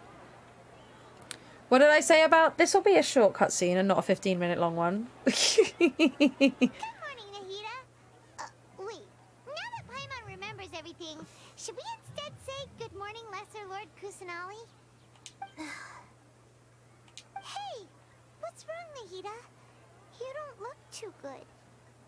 Oh no, where is Dunyarzad? I'm afraid that what you're thinking right now is correct. Did Dunyarzad already disappear? No way. Are we too late? Oh no. The real Dunyarzad's consciousness has indeed disappeared. It can no longer endure the constant dream harvesting. Oh. He was so close. Paimon can't believe it. She's dead. Wait, so what about that other Dunyarzad? Just what is she? Is she also going to disappear? She's actually something like a puppet, but not completely. Good thing it's a throuple. They'll have each other. Ah. Dunyarzad's consciousness could no longer keep playing her role in this dream. So another Dunyarzad appeared to replace her in the dream. Just like the grass and the trees, that Dunyarzad is just a building block of the dream that helps to keep it going. But personality-wise, she's nothing like the real Dunyarzad. No. Puppets are stiff and can't copy a living person's vitality. After all, they're just there as filler. They're there to represent eternity. And you know, speaking of which, the old Dunyarzad might not have been too different from a puppet. They did talk about that a little bit. Dunyarzad truly believed that she met you within her consciousness, and it was you who inspired her. So you do remember her after all. Yes. Back then, her family was overly protective of her. No one cared about her personality or thoughts. It was as if she only lived to stall her Elazar. That's no life. I just gave her a little wisdom so she could look at life in a new way. So that she could be her own person. But even so, It still meant a lot to her. Far from it. I'm still a long way off from being a real Archon. No! I couldn't even save her. If I were a competent Archon, I wouldn't have let my most faithful follower die at the Sub-Zero's festival with so many regrets. Nahida! Please don't beat yourself up over it, Nahida. It's the sage's fault, and theirs alone. Yeah, they're dicks. I'm not beating myself up. All I did was to rationally observe the distance between myself and a real Archon. But you are the Archon. That makes you a real Archon. Don't be like that, Nahida. Even real Archons are still allowed to be sad. Look at A. A is always sad. To prevent more tragedies like this, we must end the samsara as soon as possible. Let's do it then. Great, but how do we do that? Although the Sub-Zero's festival dream is under the Akasha's control, only humans can dream. Even the Akasha is unable to create them. That means this dream belongs to a host who created it. Ooh, we gotta find the host. Huh? So, how should we find that person? A sage? The Grand Sage! Well, if this is someone's dream, then everything here must come from deep within their consciousness. Is this Dunyazad's dream? Which means, with the power of imagination, they can change anything in this dream. Bob Dim, how dare you! Imagination? I knew it was you all along. Imagination means breaking through what you perceive as normal. Like when a server at a tavern brings a plate to you, you'd naturally assume that food is on it. However, if you're the dream's host and you become aware that you're dreaming, when you imagine gold and more on the plate, the dream will respond in kind, and the server really will bring you gold and mora. But right now, our host is unaware that this is a dream. No matter how many times they're served, it will always be food. So we find the host, then what? Find some way to make that person realize that they're dreaming. Usually, once that happens, the person will wake up and the dream samsara will be broken. It must be Nilu or Dia. But it could be someone else. I don't think it would be one of the sages. How are we going to But it could be. though? If it could be anyone, it'd be like looking for a needle in a haystack. Yep. And even if we did find them, how are we supposed to make them realize they're dreaming? After all, like you said, don't wake a sleepwalker. It's extremely difficult, yes. But the only ones who can do it are you two. Yikes. Remember, everything you've achieved up to this point has all been for the sake of finding the host and ending the samsara. No pressure or anything. As for me, during this time, I'll be out of town. What do you mean, Nahida? Out of town? Are you going to that place full of dreams where the traveler went? Ooh. Yes. I want to try something. There must still be a small wisp of possibility. I'm sure this is fine. We are gonna wake you up, Bob Dim. Hurry and go. Dreams are supposed to be fantastical, romantic, and full of pleasant surprises. Unnecessary things like this samsara need to end. Okay. I'm still a little upset that we've come this far, only for Dunyazad to... Me too. She was such a good person, with such a simple wish. But fate was against her. I just feel so demoralized. Yeah. Saving Dunyazad is what kept us going this whole time. It was. But we mustn't lose hope, Traveler. Dunyazad would definitely want to see us save everyone else. So let's break the samsara for her sake. Well said, Paimon. Paimon's wondering, do you think the sages would get one of their own to be the host of this stream? Feels like it would be easier to control it that way, no? Unlikely, because they wouldn't want to be trapped in the dream, right? Knowing the plan, they'd probably become aware that they were dreaming, and an unsuspecting host would be less likely to realize this is a dream. Yeah. Huh. That's true. Plus, the sages probably weren't counting on there being other factors beyond their control. Like Nahida and us. Yeah. So, who do you think the host of the dream is? Varus the Knight of Flowers. Why is it him? Oh, that would make sense. Varus, the Knight of Flowers, is a symbol of the whole Sub-Zero's festival, Ah. right? Pretty core character. Right. Hello. Welcome in. I am just finishing when we get to the end of this cutscene, which is a very long one. Welcome in. How are you doing today? Let's go ask him some questions, shall we? Ah! Well, there you go. You've come in just as we finished the cutscene. Oh, dear. Well, you know, when I was like, hey, this cutscene, I'm sure, will be 5 minutes and not 15, and then it ended up being like 25.